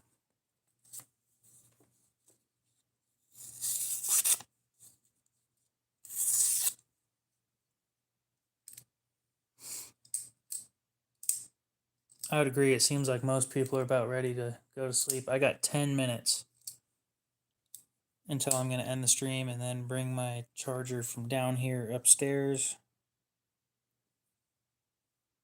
and then try to go to sleep within the next hour. Because I have insomnia. Woohoo. Doesn't that sound fun?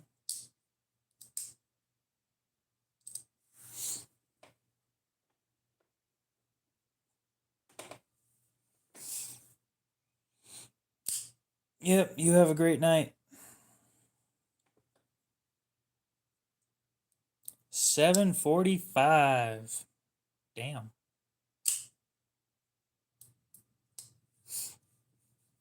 Yeah, so am I, which is why I'm still awake. You want to buy one of my knives? Is that what you're saying?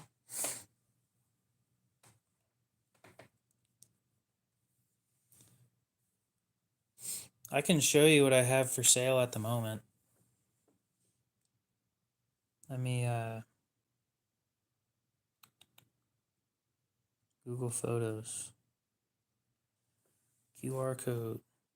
Lens.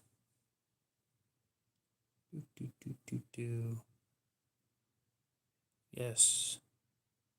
Bring me to this. These ones are the ones that are up for sale at the moment. I have 5 by the looks of it. I'll read that in a minute. I've got a Kershaw Whirlwind for 90 right here.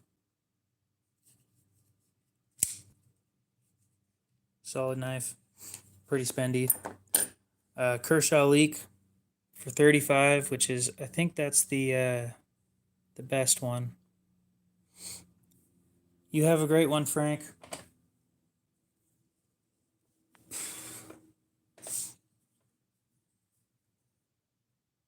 This one,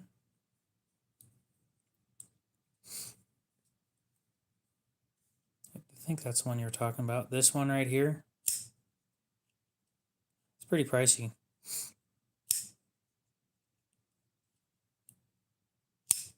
I'll show you all the things that it has wrong with it first, before I don't want you making any uninformed decisions, which I did put them in the problems in the description, but mainly it looks like it was dropped right here.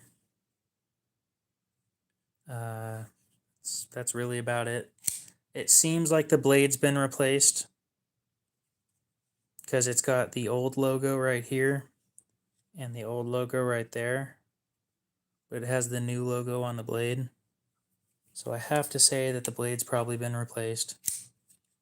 It is assisted, so if those are illegal in your state, then I recommend not getting it. And I would like to remind you that for the materials, it is a little pricey. It's just a collectible thing, that's why it goes for so much.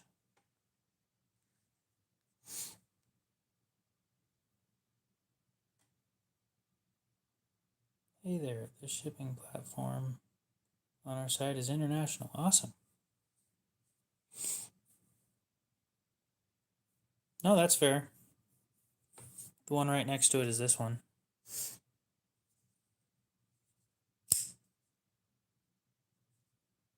It was made in 2007. I would consider it vintage, almost. So, yeah, I think this is that one. Yeah, that would be this one. Okay, yeah. So it has a safety. Of course, it's got some wear on it. Being a 17-year-old knife, I mean, I know what you expect. I replaced the spring in it. Originally, it was olive drab green. The color has faded over the 17 years of it being around. They no longer make it with the black blade. So that OLBLK is olive drab black blade. And what else did I do? I would like to show you the original color. It's under the pocket clip.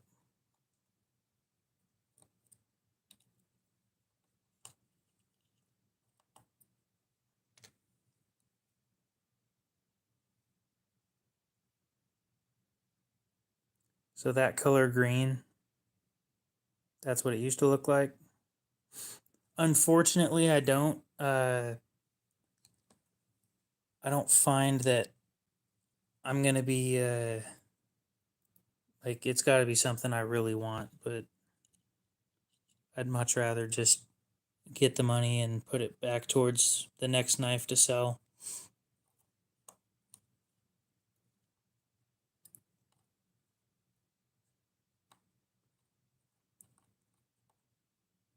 It's more because stores don't take knives in trade.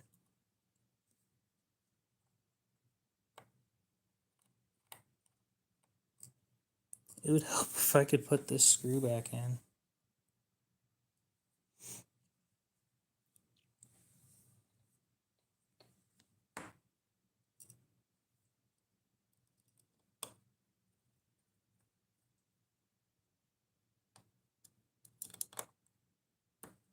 Okay. And always remember that that safety's there. So it doesn't open in your pocket. You can do that and it won't open. That too, but it's mainly the I how do I say that? One, I don't know if it's real or not. Two, I have to have it in hand to know if it's real or not. And three, the places that I buy stuff from don't accept knives in trade. So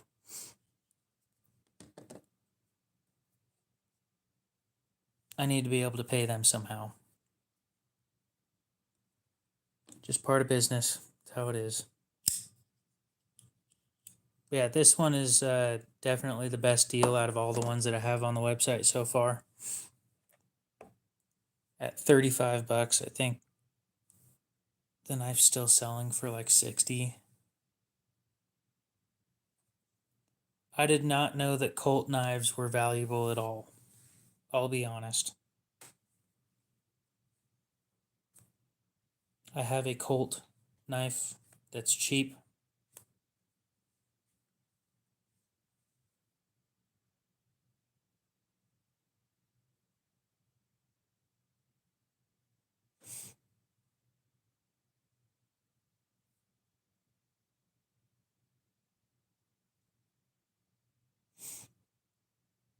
I have a Colt CT36.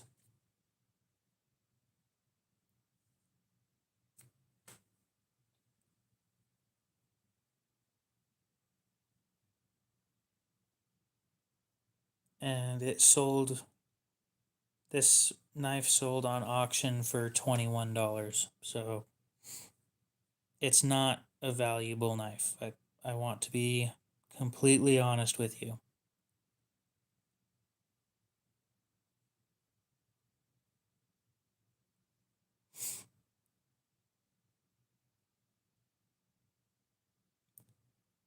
Let me show you the knife before you make decisions like that. That's what it looks like. It's upstairs. No, I haven't sold it. I didn't expect anybody would want it, honestly. I kind of just had it to have it. But yeah, it's a Colt CT36. Colt. Where are you from?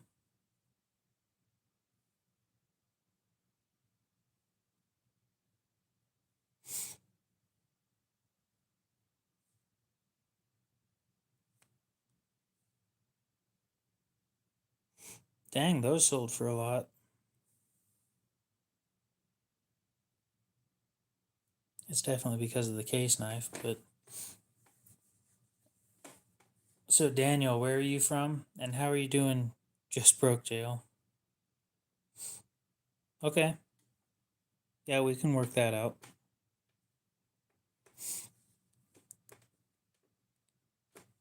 If you want to we can talk. I don't do PayPal, unfortunately. They hold my money hostage. It's really annoying. I mostly use Cash App. I would understand if you don't want to go through with it. I don't mind. Something else I can do is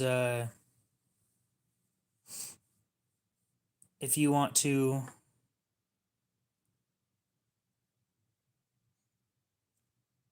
what the heck?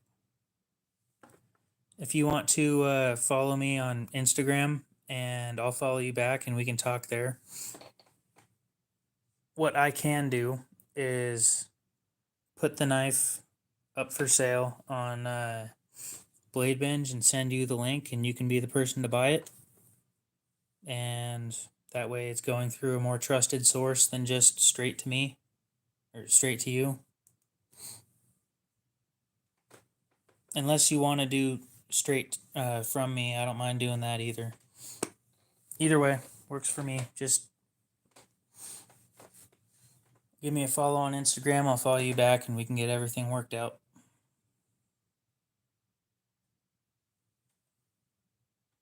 Ew, they want me to add what school I went to? Dude, the school I went to is going to be gone next year. Which is sad.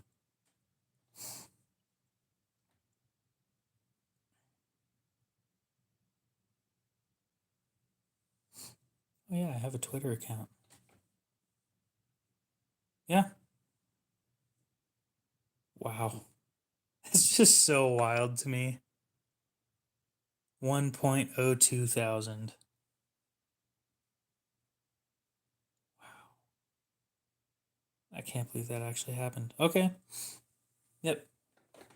So here's what you can do is go onto my YouTube profile, click the links right here.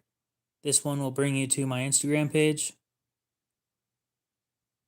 And then give me a follow there and I'll follow you back and then we can talk through Instagram and figure everything out and there you go. I need to make sure I know where it is. I know it's in one of my boxes. So anyway, guys, it is 4:03 in the morning. I'm tired. I've been live streaming for like the last 8 hours almost. So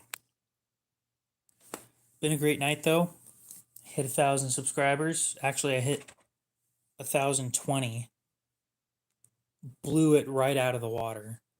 That's insane to me. I did not see that coming. Yeah, 1,022. Wild. So you guys have a great night, and